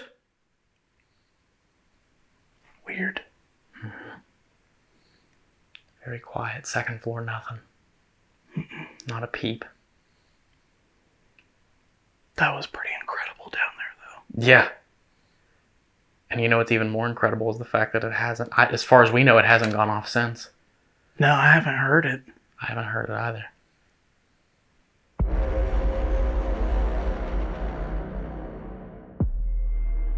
All right, so we are getting ready to start a session inside the crypt room right here. Right over here around the corner, we have the thermal camera set up pointing down into the brewery where they have all the beer fermenting and brewing. And we have an action camera here getting both hallways. Austin was nice enough to let us use his direct link, which is a spirit box that was made by IDC Devices. And what this does is it allows for you to become the antenna to the spirit box. So you create the connection and hopefully create the connection between you and whoever you're trying to talk to. So this is the first time we've ever used this spirit box. It's one that I've been wanting to use for years. So let's head inside here. No better place to try it out than in the crypt room here. That's right. And I'm also going to set up the music box right here. Okay.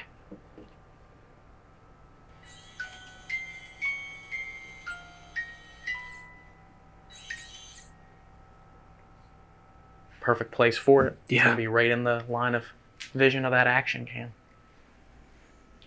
All right, now, when we were in here earlier, someone was very intelligently communicating with us and talking to us. Dig. That's awesome. Cellar. Cellar. Graveyard. Graveyard. Graveyard? You are kidding me. Are you here? Through that box that was sitting here on the table. We didn't bring that back, but we want you to prove that you can speak to us using this box in my hand that I'm going to turn on here in just a second. And when I turn it on, you can use it, use my energy, speak through me to bring your voice through this box.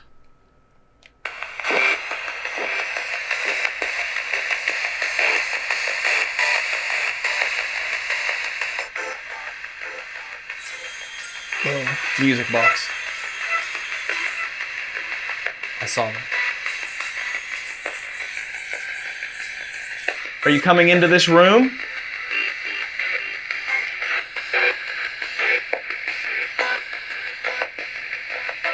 Try and get as close to me as you can and use this box that's in my hand to tell me your name.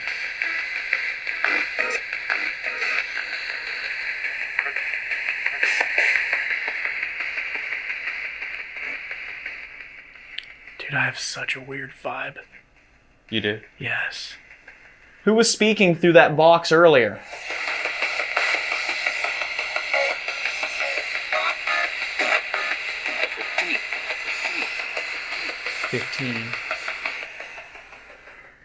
Is that person buried in this crypt right below our feet?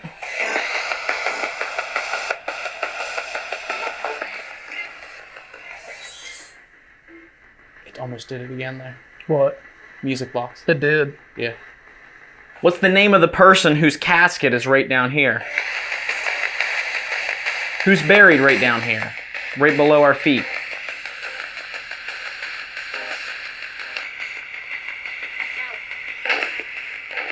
I heard that. Say help. Mm-hmm. How can we help you? Guilty? Whoa.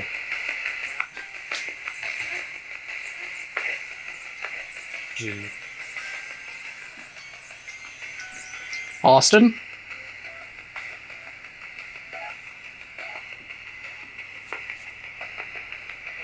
Can you touch that one next?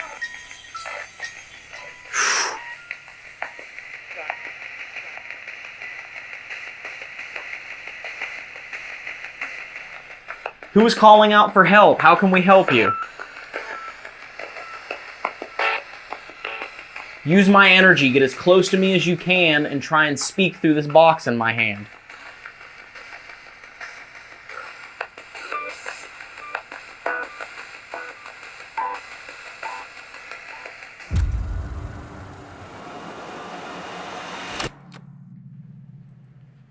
After 20 minutes in this room and barely receiving any intelligent responses, we asked Austin to join us to see if we could all work together to find more answers on those whose graves could still be lost below this church floor.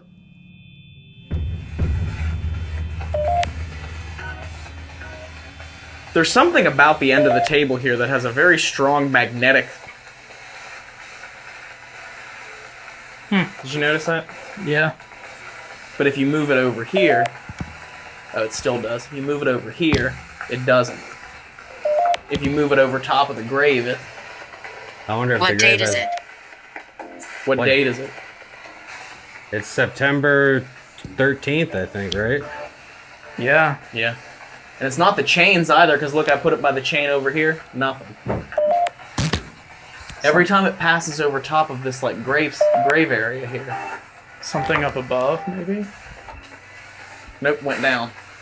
That's odd. Dave. It said Dave again. Alright, I'm gonna lie down. Leave. Leave. I heard leave. I thought I heard please, maybe. Oh, please. Could be.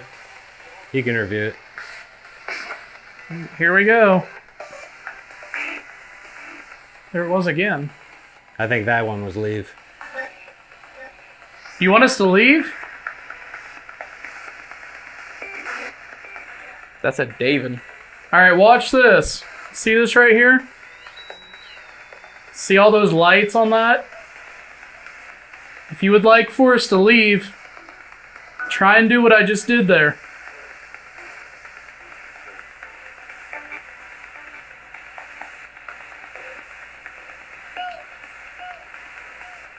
Say no or go. Either one of those. Alright, I'm lying down.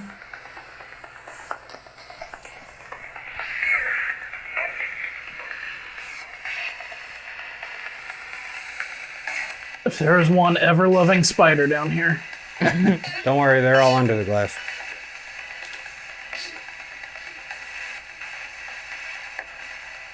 This is kind of surreal. It's weird, isn't it? Yeah. It's laying over top of a early 1800s grave that was lost and now found. Yeah. Come on. As long as it said Adam. Yeah, Adam is what I heard. Can you come out and tell us your name, please?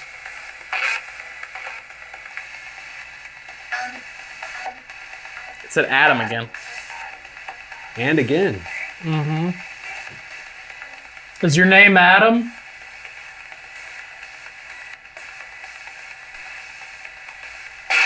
I know a lot of people named Adam.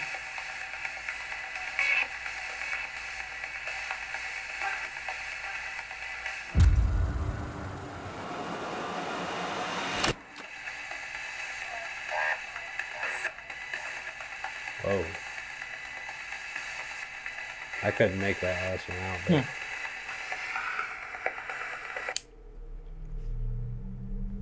Despite investigating this crypt room and the surrounding areas for almost 90 minutes, we didn't ever really achieve clear and definitive communication. That's both the most fascinating and frustrating part of paranormal research. 1 minute, you'll experience chilling paranormal activity. Ryan. It just said my name! What? And the next, everything will go quiet. But Dave and I want to do one last session in the sanctuary room to see if anyone will communicate through an Estes Method spirit box session. But even at this point in the night, one thing has been made abundantly clear. The haunting of Father John's is fueled by the lost souls who were left and forgotten beneath the basement floor of the church when it was built in 1895. Dig. That's awesome. Cellar. Cellar. Graveyard. Graveyard. Graveyard? You are kidding me.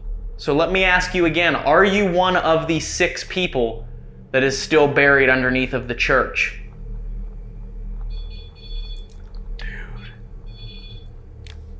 If they have any final messages for us, hopefully they'll reach out and speak to us. Ready? I am ready. Headphones are going on now. All right. So I'm sitting out here in the pew, and Dave is sitting up there on the stage. He has a box in his hand that if you walk up to him and you speak, he might be able to hear your voice. And what he's going to do is yell out what he hears. So if you answer my questions, he'll tell me what you say. If you can hear my voice, my name is Ryan and that's Dave. What's your name?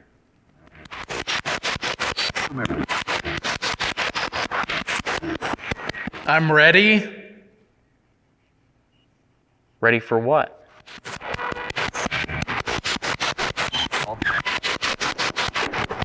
Sounded like the F slur. Well, let me rephrase that. It sounded like the F word.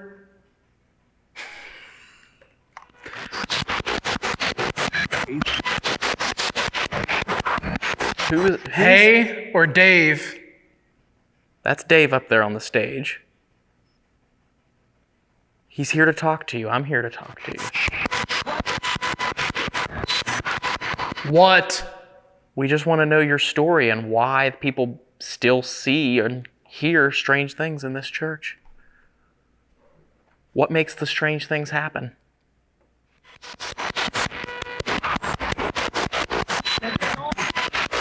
There was a voice there, but I couldn't make it out. Could you please repeat yourself so that Dave can hear you?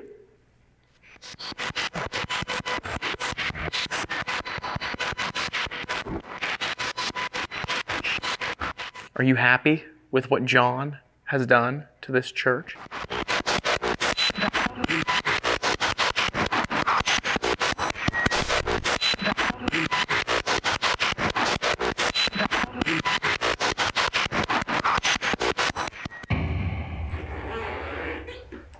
Up here in the balcony, there is a nursery.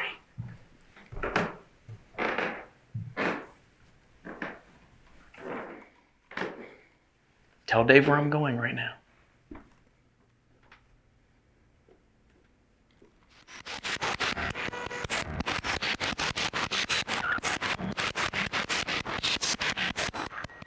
If you don't want to talk to Dave, can you move something or knock on something? Or touch one of those lights that we have set up on either side of him?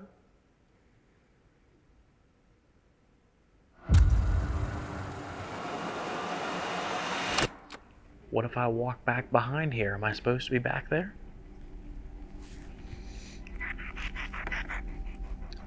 I'm hearing nothing. I figured. You've been pretty quiet for about 10 minutes now. Yeah.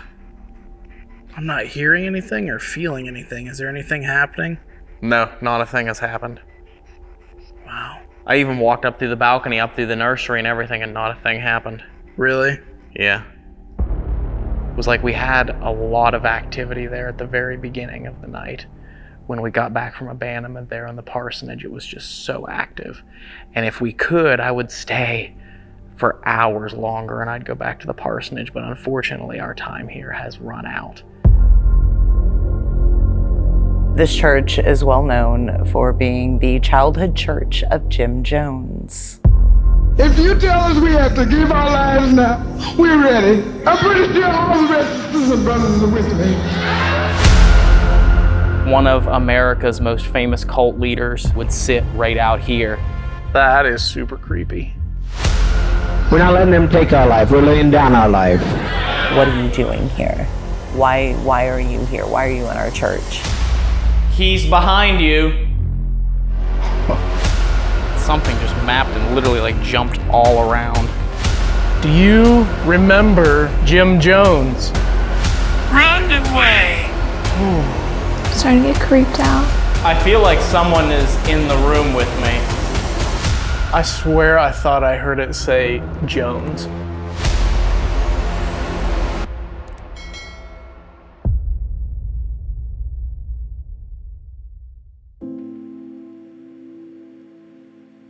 Good evening. It's now 4 days since 5 Americans were shot down by other Americans on the airstrip at Port Kaituma, Guyana. They had gone to investigate a cult called the People's Temple. No way I'm going to do it. I refuse. I don't know who fired the shot. I don't know who killed the congressman. But as far as I'm concerned, I killed him. Most had reportedly stood in line to take doses of cyanide-laced Kool-Aid from a large tub. They robbed us of our land, and they've taken us and driven us till we tried to find ourselves. We tried to find a new beginning, but it's too late. You can't separate yourself from your brother and your sister. Inside, a small group of former members of the People's Temple gathered to discuss their experiences with reporters. They spoke of beatings, tortures, and a fanatical paranoid leader. All we're doing is laying down our life. We're not letting them take our life. We're laying down our life. I cannot condone it. No, sir, I cannot. I have not been able to sleep. I just can't handle it. We've lived as no other people have lived and loved. We've had as much of this world as you're going to get. Let's just be done with it. Let's be done with the agony of it. No more, no more, no more. Free at last.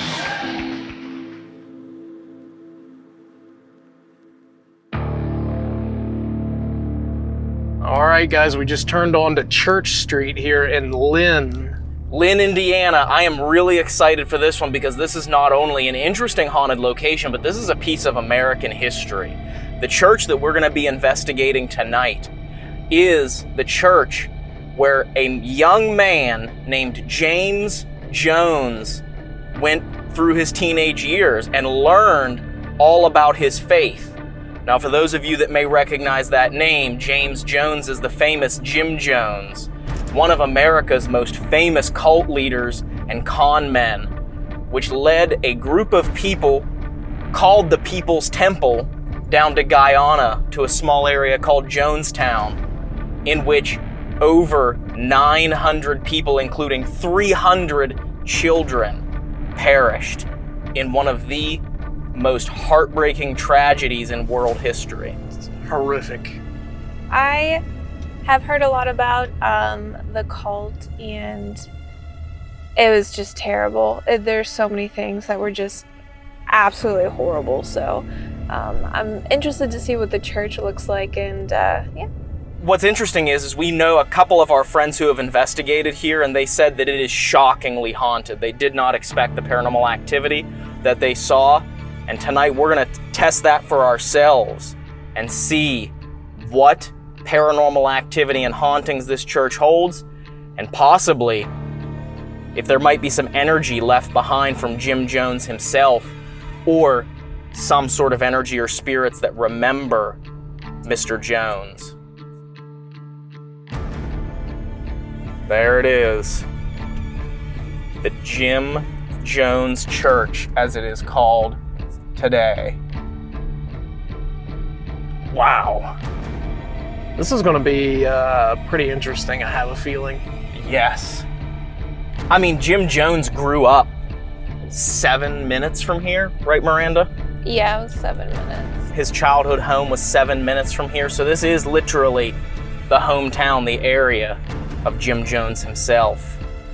And I'm interested to see if tonight on this investigation, if there is any energy left behind, or anyone who remembers the young man who would grow up to be one of America's most famous and evil cult leaders.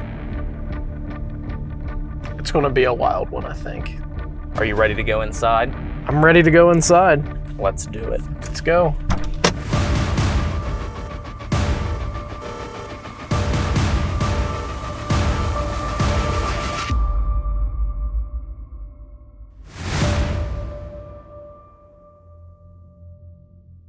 So this church is well known for being the childhood church of Jim Jones. He attended church here from the time he was 3 years old to the time he was about 16. Church was his everything. His parents didn't really take care of him. His dad was a drunk in and out of the hospital. His mom really didn't care much for him. And the ladies here in Lynn took him in and clothed him because he'd be running the streets naked. So they would clothe him, they would feed him, and then bring him to church.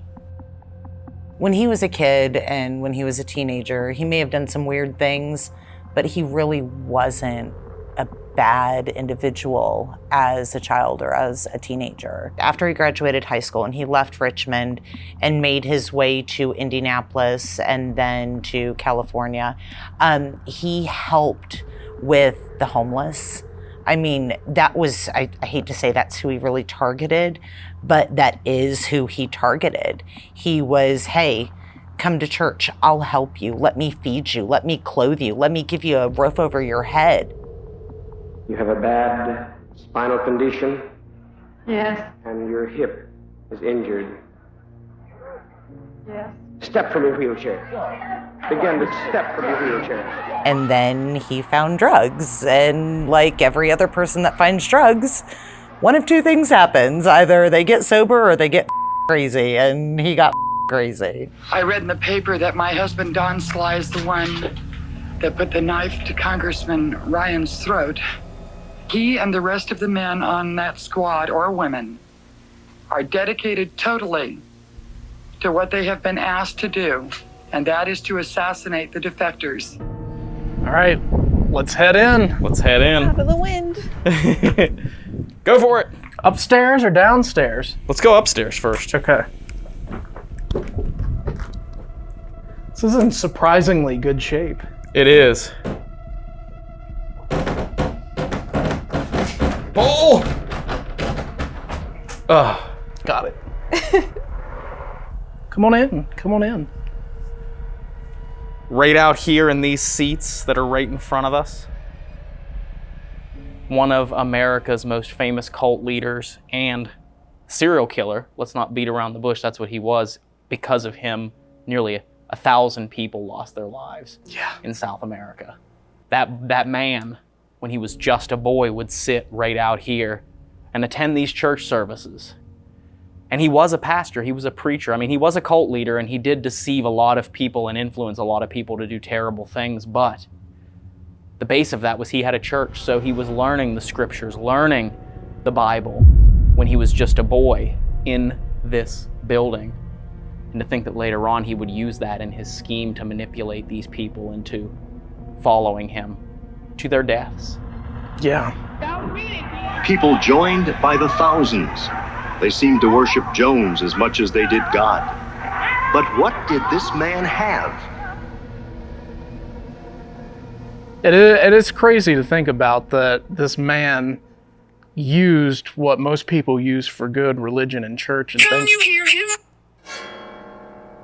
Scare the crap out of me. What did it say? Can you hear him? Oh. Ew. That's kind of interesting. And for those of you wondering why that sounded like that, GhostTube just came out with a brand new feature which has dynamic voice. So there's different voices that it will speak as.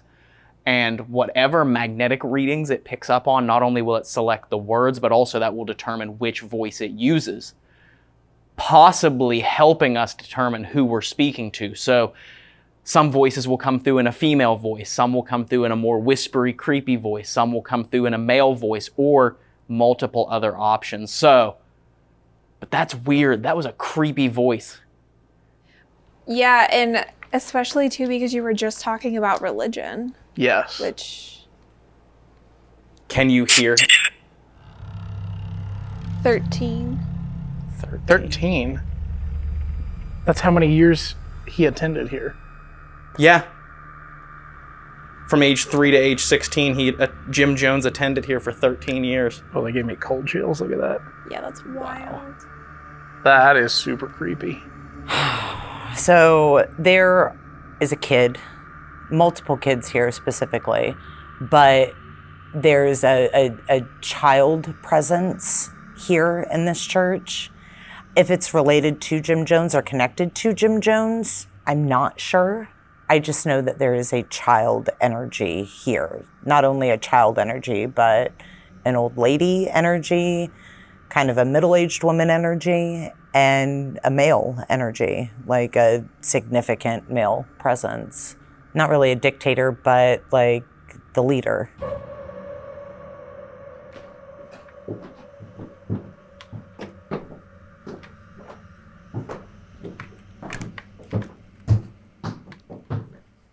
Haunted. Haunted? Yeah. Wow. Is this church haunted? The very first time I stepped foot in the church, we were downstairs cleaning, and Dan, the owner, was downstairs in the basement on the other side. and he said, "Hey, did you just say something?" I said, "No." He said, "I just heard a woman say hello." And I'm like, "Oh, okay, that's cool." And as I'm wiping down the table, this rush of older female energy, and it was a, "What are you doing here? Why are you here? Why are you in our church?" So apparently the owner and Lydia had a very strange experience in the basement with what they believe to be the spirit of an elderly woman who was a parishioner here. Jennifer. Jennifer? Is that your name? Jennifer? That sounded like an elderly woman, didn't it? It did. Yeah. That was creepy. Jennifer, is this your room right here? This room is very creepy right here. There's an energy with this room. Let's walk in.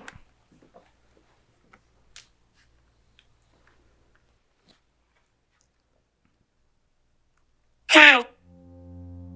Hell. It said hell.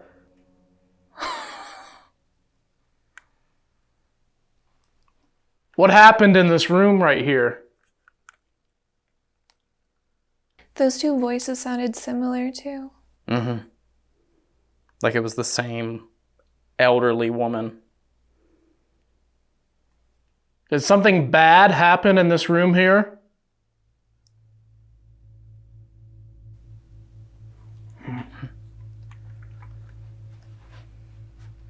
I don't know. Ever since I walked in this room, this room is very off. I don't know what it is. There's a lot of curiosity. Like right now, there's kids sitting in the back pew that are, "Hey, what's going on? Are these more people? Are they coming to investigate?" And there's always going to be curiosity here. The spirits want to know why people are here investigating. They want to know what's so special about their church. They obviously find it special, but they want to know why everybody else has such a curiosity when it comes to this church. If there's any kids here, you can follow us around the church.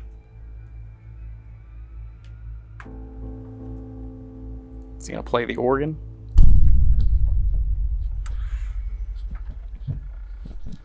Can we play some music for you? Remember, you can come through this device in Miranda's hand and talk to us.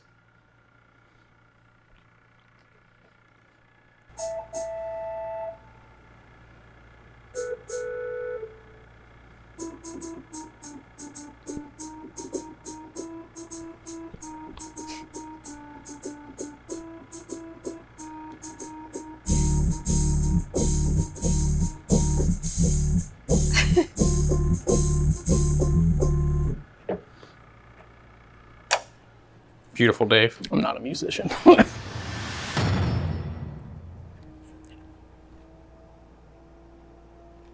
Wait. Is that a tornado siren?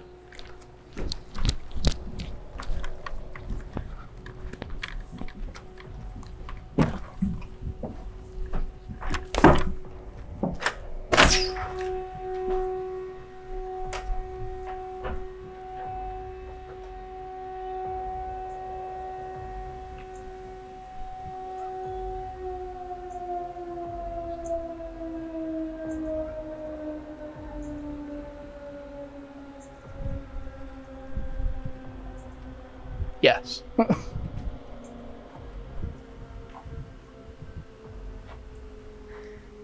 So there's a tornado somewhere.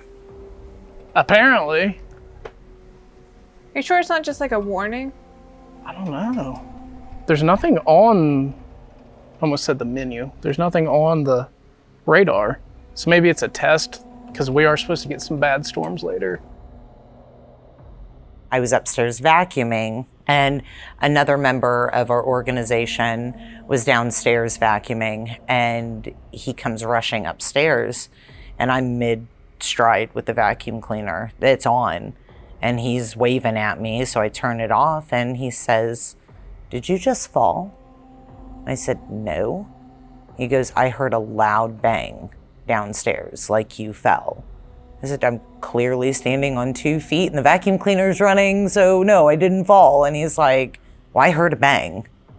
So we had actually heard that this is supposedly a baptismal, or they believe this is a baptismal right back here. Yes, it's like a strange little trough that's filled with sand. And I don't know, is there anybody in the comments section that knows what this could be? If you do know what this is, leave a comment below and let us know, because from what they understand and what we understand, it's filled with sand, and there was a tarp in there for water for baptisms. We're not sure other than that. So yeah, leave us a comment, let us know. This is a really cool church. There's a lot of history here. And of course, it has that element of it being the place where Jim Jones basically grew up. And I'm excited to see what we capture on this investigation tonight. Are you both ready to switch to night vision and see what happens on our investigation of the Jim Jones Church? Child? Child. Ooh. He was a child. Does the spirit of Jim Jones still come back to this property?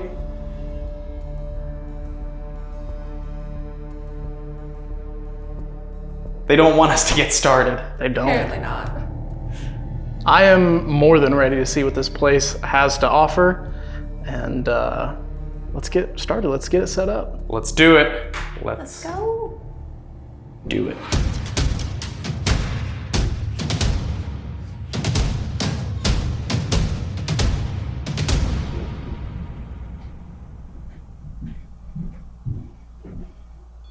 Is that good? Yeah.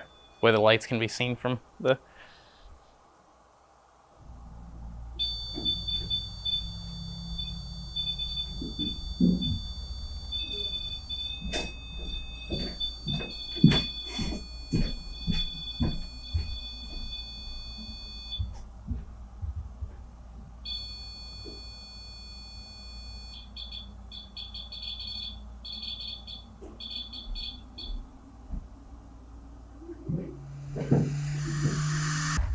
All right, so we are getting ready to leave for abandonment. We have 3 cameras set up throughout this church that was the childhood worship space of Jim Jones, the cult leader. And we are going to leave this place empty for about an hour to see what happens when the place is completely empty. So we have 3 cameras, one right here in the sanctuary. We have a paranormal tripwire set up here down the aisleway, as well as an EMF music box called the Piccolo right in front of the camera, and a REM pod up here on the altar. So if any of that stuff is messed with, turns on alarms, we'll know that it could possibly be paranormal. Down in the basement, there's a camera down where Dan, the owner, and some of his employees have had experiences with what they believe to be an elderly woman who apparently, possibly, might be named Jennifer, because while talking about her, the name Jennifer came through. It did, yeah.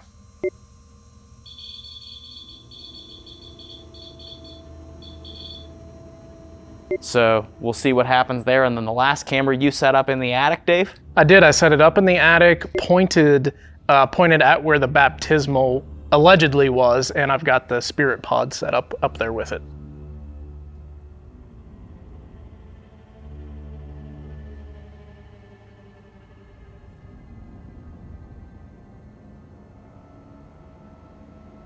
Cool. So we will see what happens when this place is empty. And just so we know, there is a digital voice recorder rolling. It'll be rolling for the entire time we are gone down in the basement. So we might capture some spirit voices or electronic voice phenomena while we are gone. So let's go ahead and hit the road. Let's do it. Only one more thing left. Only one more thing left to do, Dave, right? Only one more thing. We're leaving.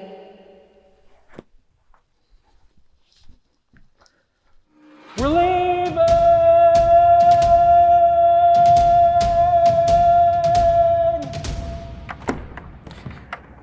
Let's get out of here.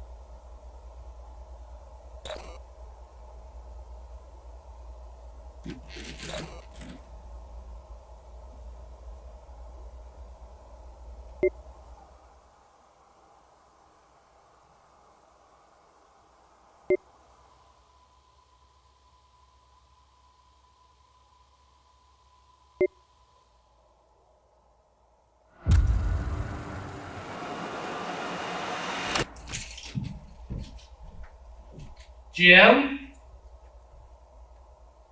James Jones.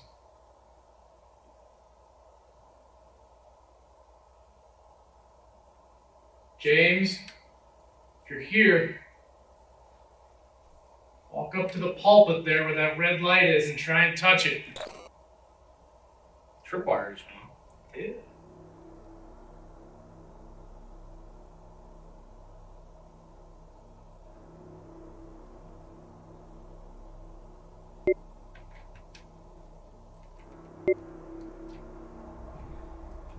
All right.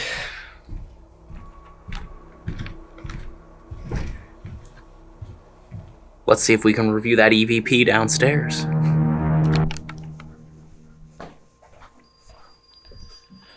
All right. Have the recorder.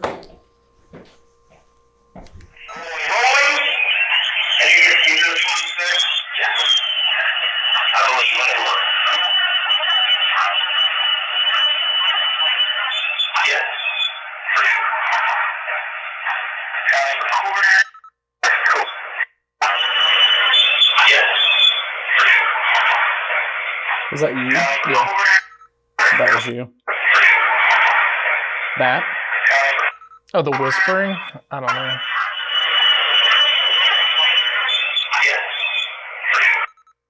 That's right.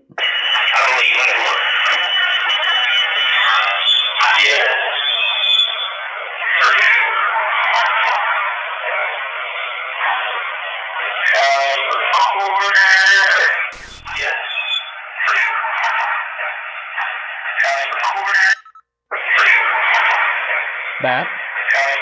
Oh, the whispering? I don't know.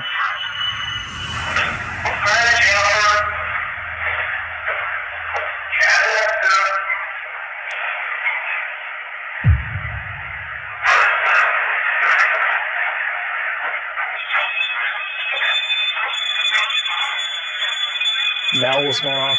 Mel was going off. What was that?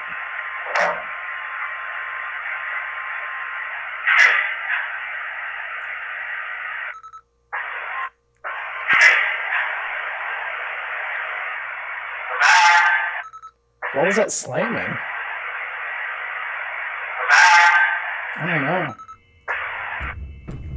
Okay, so not any really voices that we could hear. Maybe one possibly there as we were setting up to leave that we'll have to check out, but it's inconclusive. But we do know that at some point while we were gone, because of the voice-activated recorder, that the Mel meter was going off, and also there was some strange banging sounds in here while we were gone. So you guys already saw that. We didn't. This is our first inclination. So kind of cool tool to use on abandonment. Yeah. Because we can listen back to it as soon as we are ready, or we can listen back to it as soon as we arrive back from abandonment, have an idea if anything happened. Oh yeah. So let's get these cameras handheld, get some equipment ready. You want to start in the basement or you want to start in the sanctuary? Let's start down here. You start in the basement? Yeah. Let's grab some cameras and start right back here since stuff was going off.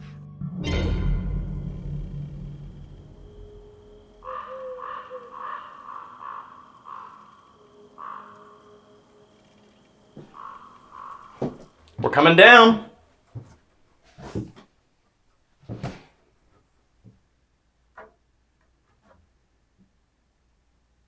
Is there somebody in there?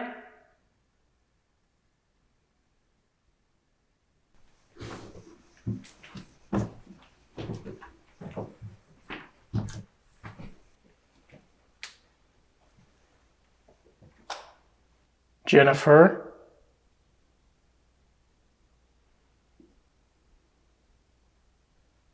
Jennifer, if that's you, and that is your name,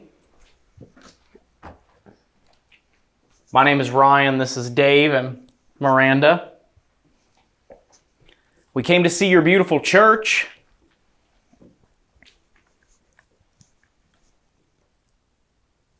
Can you show us that you're here so we know where to talk to you? Once we know where you are, we can use some tools that we have to be able to hear your voice, and you can send a message. Can you have a seat at the table here and we can talk?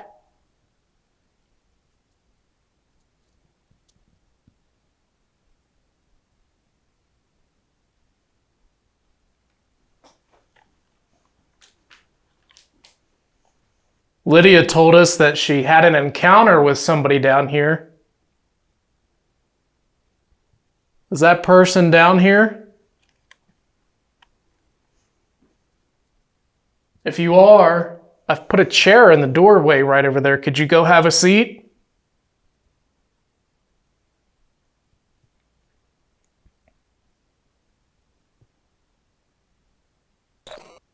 Whoa.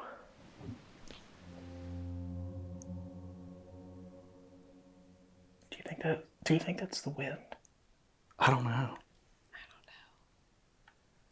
It sounded very much like on the floor rather than on the roof up there. Yeah. It sounded like someone walking just... Well, we do have that FLIR up there running in the sanctuary, so maybe. Yeah, we have that that thermal imaging camera. Mm-hmm.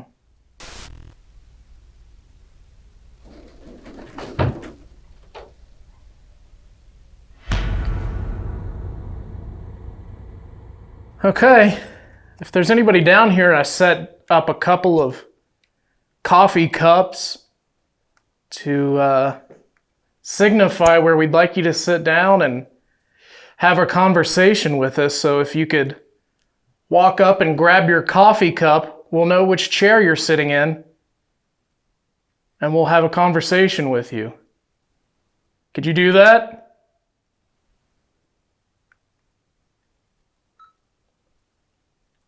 EVP, Jim Jones church basement. Setting down. Could you come in and sit down where one of the coffee cups are, please?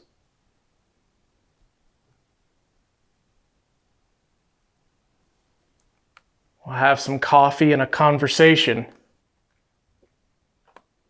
Right on the table right there, I set a red light if you see it. Ooh, I felt like something just touched my arm. Really? Yeah, that was creepy. It was like a tap. I was holding the camera like this. I felt like something tapped me right here under the arm. Ooh. Can you tell your name to that red light right there?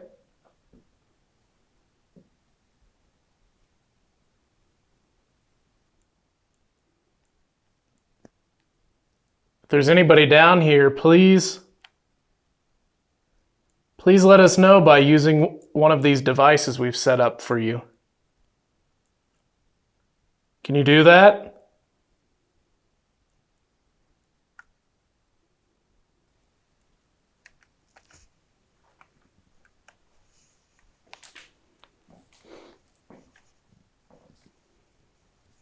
Can you close one of these doors down here?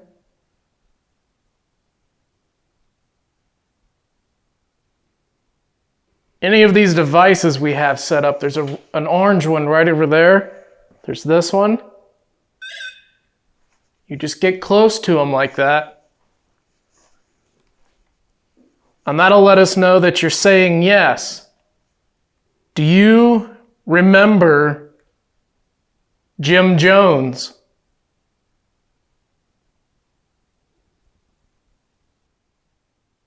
Do you know who he is?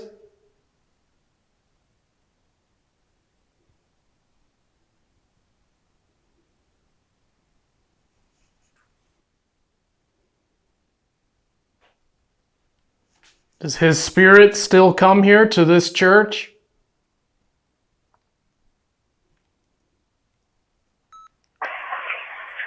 EVP, Jim Jones church basement. You come in and Sit down where one of the coffee cups are, please. I'll have some coffee and a conversation. Right on the table right there, I set a red light if you see it. Ooh, just touch my arm. Really? That was creepy. It was like a tap. I was holding the camera like this. Ooh, just touch my arm. Really? That was creepy. It was like a tap. I was holding the camera like this. Right on the table right there, I set a red light if you see it. Ooh, just touch my arm. Really? That was creepy. It was like a tap. I was holding the camera like this. Ooh, just touch my arm. Really? That was creepy. It was like... Do you want to run a spirit box session, Miranda? Sure. So there's a device in my hand. If you get up really close and talk to it, we should be able to hear you.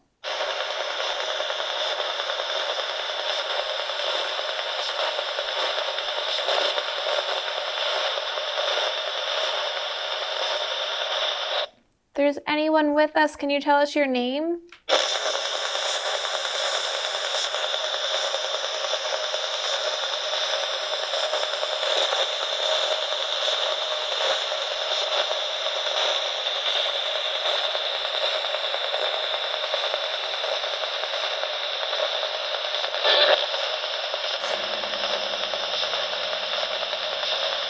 This is definitely a man. Mm-hmm.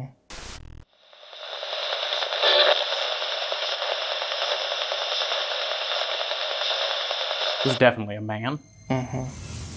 Do you want to walk into this room? Not too far into this room over here, Miranda, but I'm feeling drawn to that room. Yeah, why don't The we creepy go? room. To the left. Yeah, right there. Jennifer, are you in this room over here?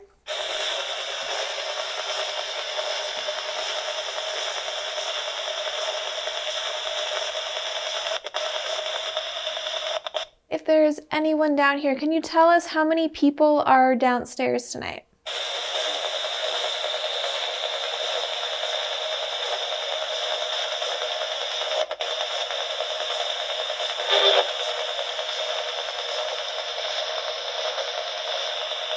Do you guys want to try going into the room? Yeah, just stay on this side of the table because there's a motion sensor in there.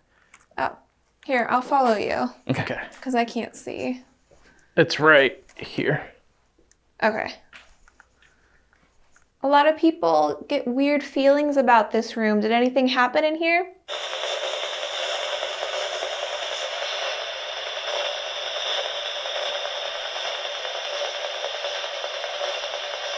Did this place hold a special place in your heart?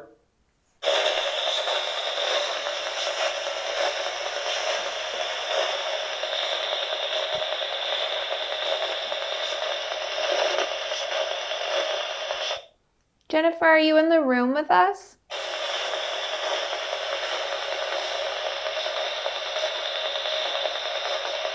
We played some music, some hymns upstairs earlier. Were you able to hear those?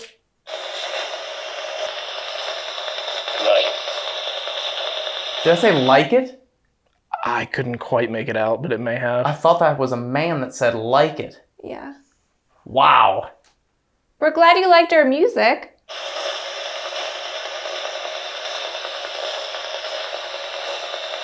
Who's the man's voice that we're hearing?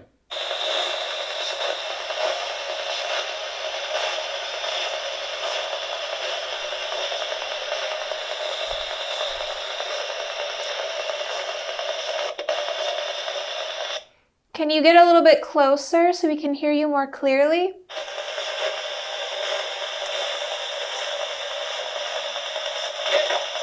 Yes. Did you used to play music here?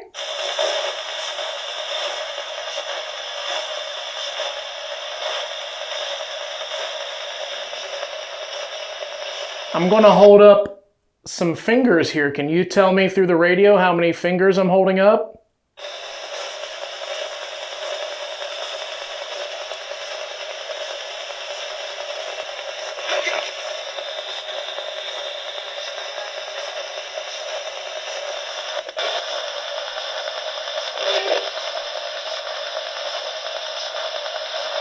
Did anything unfortunate that wasn't supposed to happen to somebody here happen in this church? Did you hear that?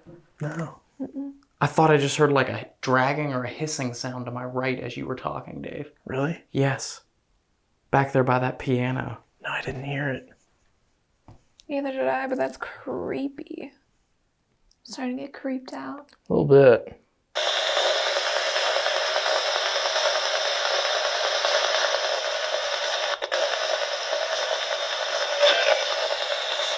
What did that just say? I don't know, but at the same time, I heard a noise upstairs. Did you? Mm-hmm. This battery's getting ready to die, too. I have 16 minutes left on it now, all of a sudden.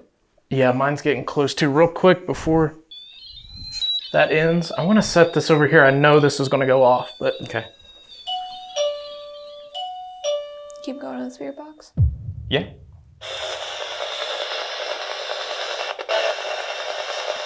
Did I hear a hissing sound? Is that what I heard?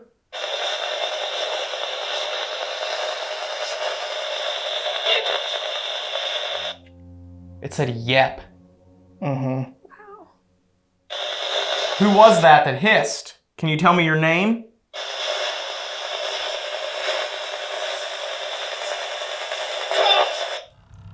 Did it say Charles? That's what I heard. That's not what I heard, but I'm gonna hold what I thought it said until afterwards because it's not biased. Okay. So there's no bias.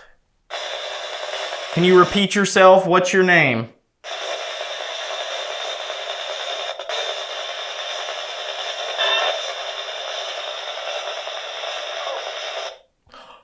Did you hear that? I heard it, but I didn't hear what it said. I swear I thought I heard it say Jones. That's what I thought I heard it say the first time. Really? Yes. Swear to God.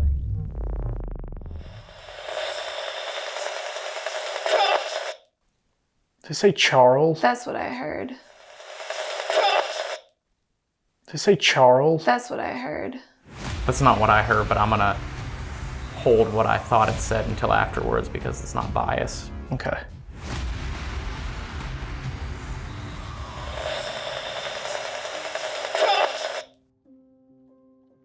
Jim, are you here with us tonight?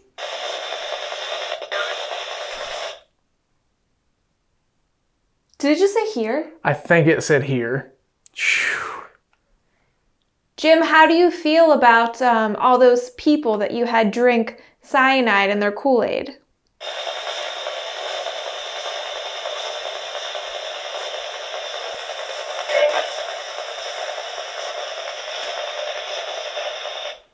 Why did you do that to those people?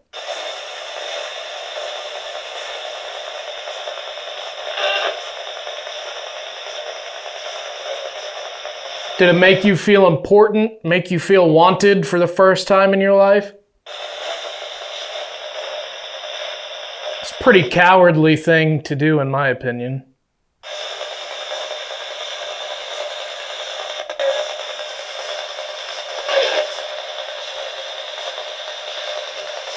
I just heard something back in that corner again. Back here? Yes, it was a voice.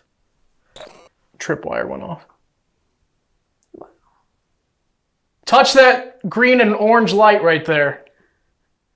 If you're back there. Jones. I heard it again. Wow, so did I. Very clearly. Yes. Yeah.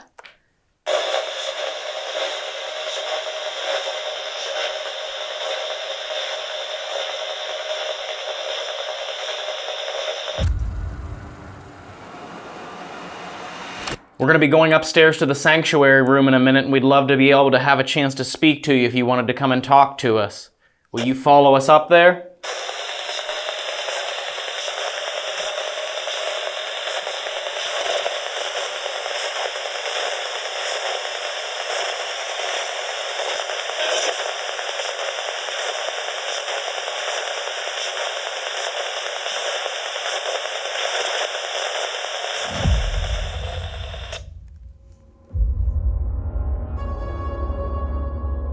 We are getting ready to do an SLS sweep of the sanctuary room and the first floor areas here at the Jim Jones Church.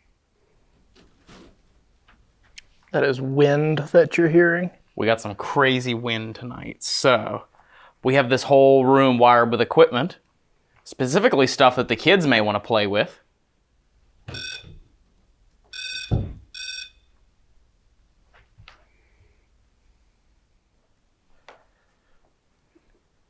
If there are any children here. Ooh. I don't know if that's a false positive or not, but something just mapped and literally like jumped all around. Really? Yes. Like jumped over the back of the pew, laid down on the floor, jumped over to the other side of the pew, sat down, and then jumped back over and laid on the floor and then disappeared. Wow. If there are any kids here, we were told by Lydia that you like to hang out in the back of the church here and just watch.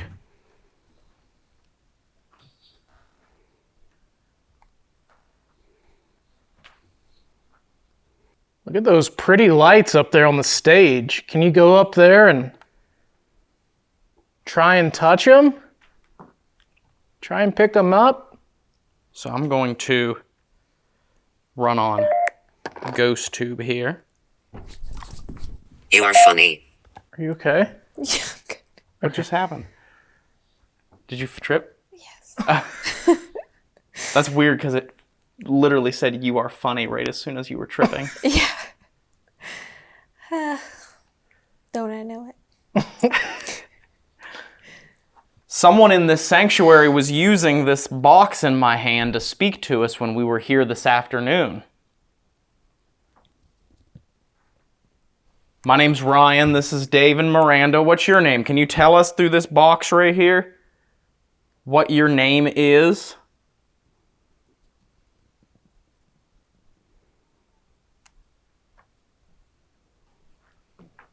Who are they? Whoa. Who is who? We already said my name is Ryan, Dave, and Miranda. Or our names are Ryan, Dave, and Miranda. I don't have 3 names. I'm waving at you. My name's Dave. Hi. My name's Miranda, and you sounded very scared. So I just wanted to say there is no reason to be scared. We are not here to hurt you. We are just here to talk. We saw your beautiful church. We read about it. And we wanted... No. And we wanted to learn about it. We wanted to come and visit you because we heard that people have seen you and heard from you still here at the church, even though they don't hold services here anymore.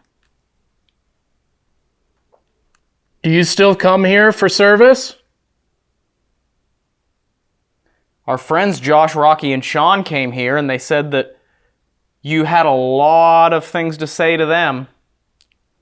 They think they even saw you on one of their pictures, one of their videos.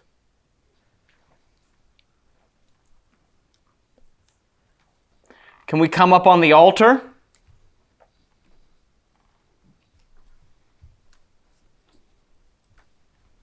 Would you be okay with that? If I came up behind the pulpit?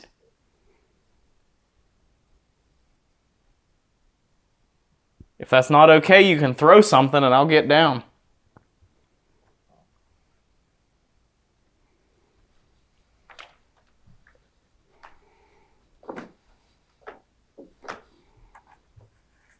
Is there anybody out there here for a service? If you are, can you knock like this? Oh, that was you. Oh, yeah.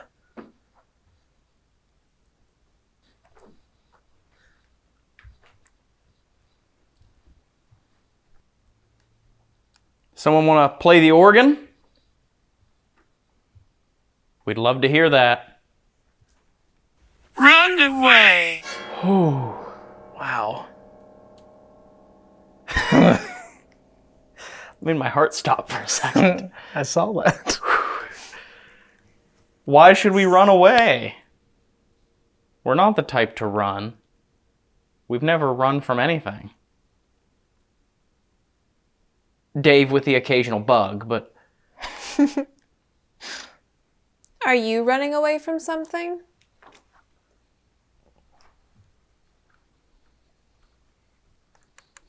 Jacqueline. Jacqueline. Jacqueline. Is that one of your names? One of the children? It's a bit humid. The door's sticky.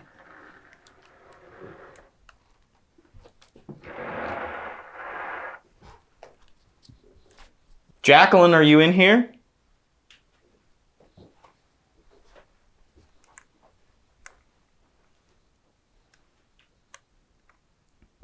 Is there anybody from the church here with us? You can stand there in front Flames. Flames. You can stand there in front of Ryan. He's trying to take your picture.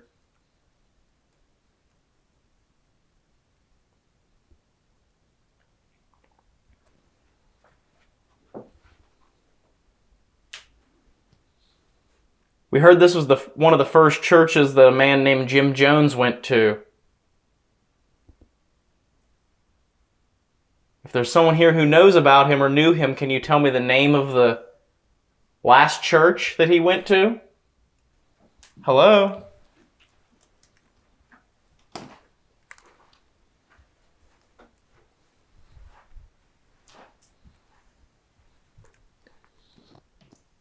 Jim, has your spirit ever come back here to this church where it all started for you? You were a man who loved an audience, and we've got an audience here, so go stand in front of Ryan and he'll take your picture and we'll show our audience.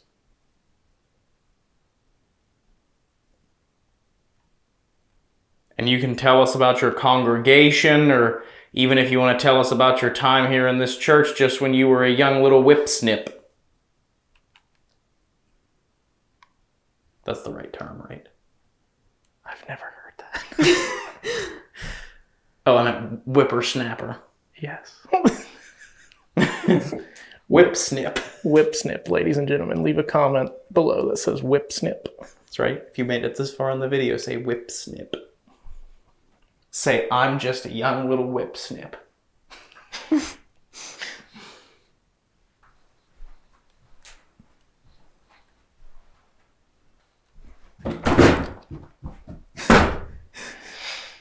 I forgot the door was closed and I can't see anything.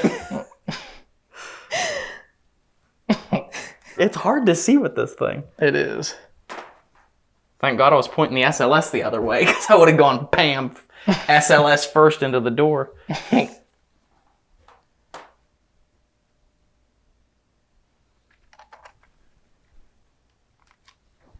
Fool. Fool. I am a fool, aren't I? Who called Ryan a fool? What's your name? Can we hear? Royal. Royal.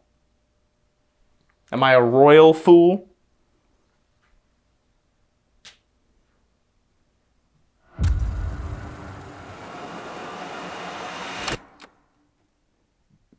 He told me.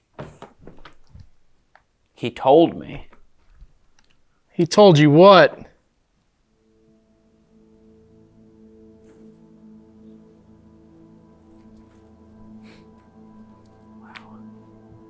That wind is shaking the building. I hear it too.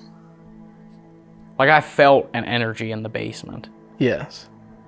And I felt some sort of a vibe in here earlier, but I'm not even getting any sort of inclination, like any sort of feelings. I don't feel watched. I don't feel like there's someone around us. Me either. It feels very calm in here. At least at this point.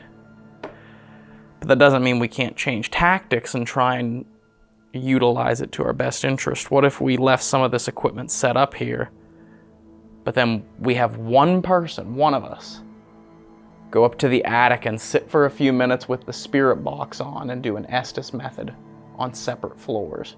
Yeah. Do you think that would pan out? We can try it. Split up just a little bit and have that one person alone listening to the spirit box up there to see what will come through. And then the other two can stay down here at the bottom of the stairs and right here at the entrance to the sanctuary and see what happens. Run away! It scared me. Again with the runaway. Yeah. Why do you want us to run away so badly? You want to set that up and try that experiment? Let's do it. Let's try this Estes session and see if anyone will communicate with us when we're on separate floors in this church. Let's do it. Let's do it.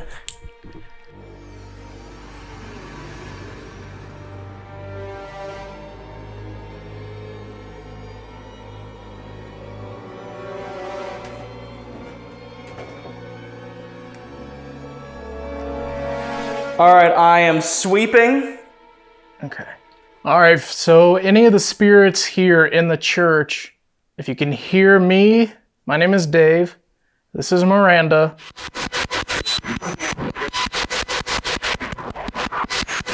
He's behind you. Who's behind who?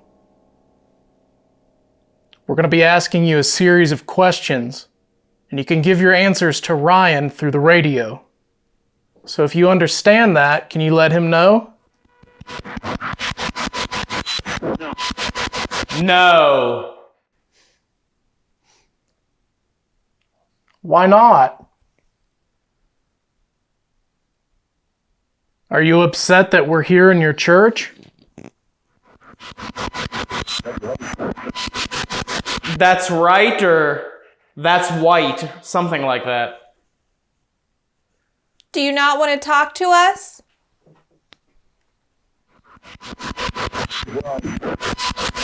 Right. Why don't you want to talk to us?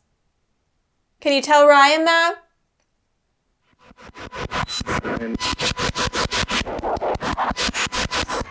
Him. That's weird because I was about to say there's somebody who's negatively associated with this church. What's his name?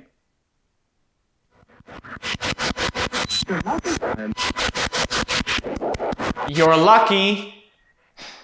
Woman's voice. Then a man's voice came through, sounded like it said him again. What's his name?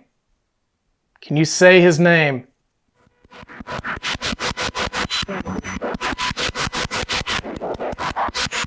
Standing there. Jim Jones?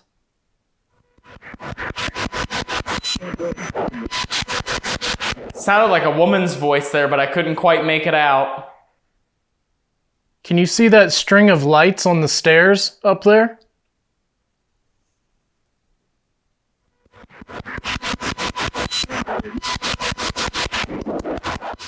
If you can you try and activate them by touching them?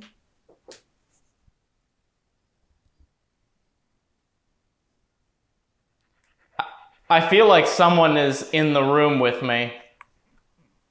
Are you up there with Ryan? There's an orange light on the door up there. If you don't want to talk through the radio, you can try touching that orange light.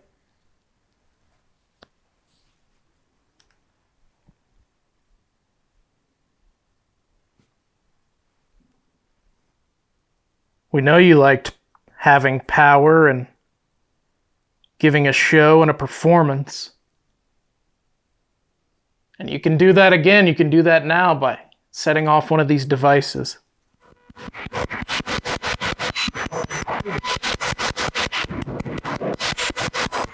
Can hardly see them. We're right here.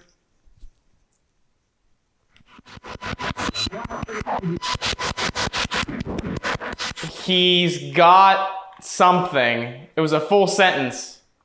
Who are you?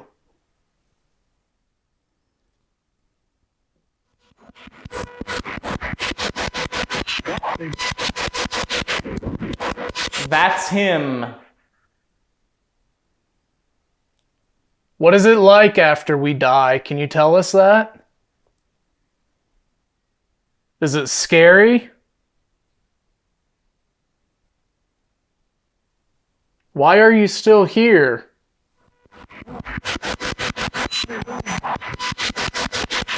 They're gone or they're going, something like that.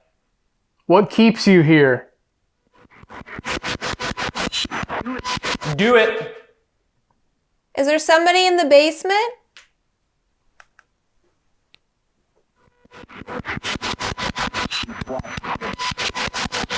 Distract him. Distract who? Are you the same person that we were talking to in the basement?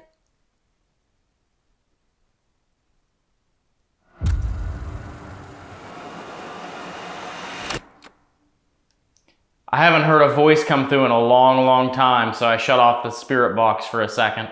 Okay. I feel like we've run the gambit tonight. It might be a good point to call it a night. It could be a very residual haunting, and what we experienced earlier was it. Yeah. It's a really cool place. It's a beautiful church. I'd love to come back in the future if we ever get the opportunity to see this place and investigate it again.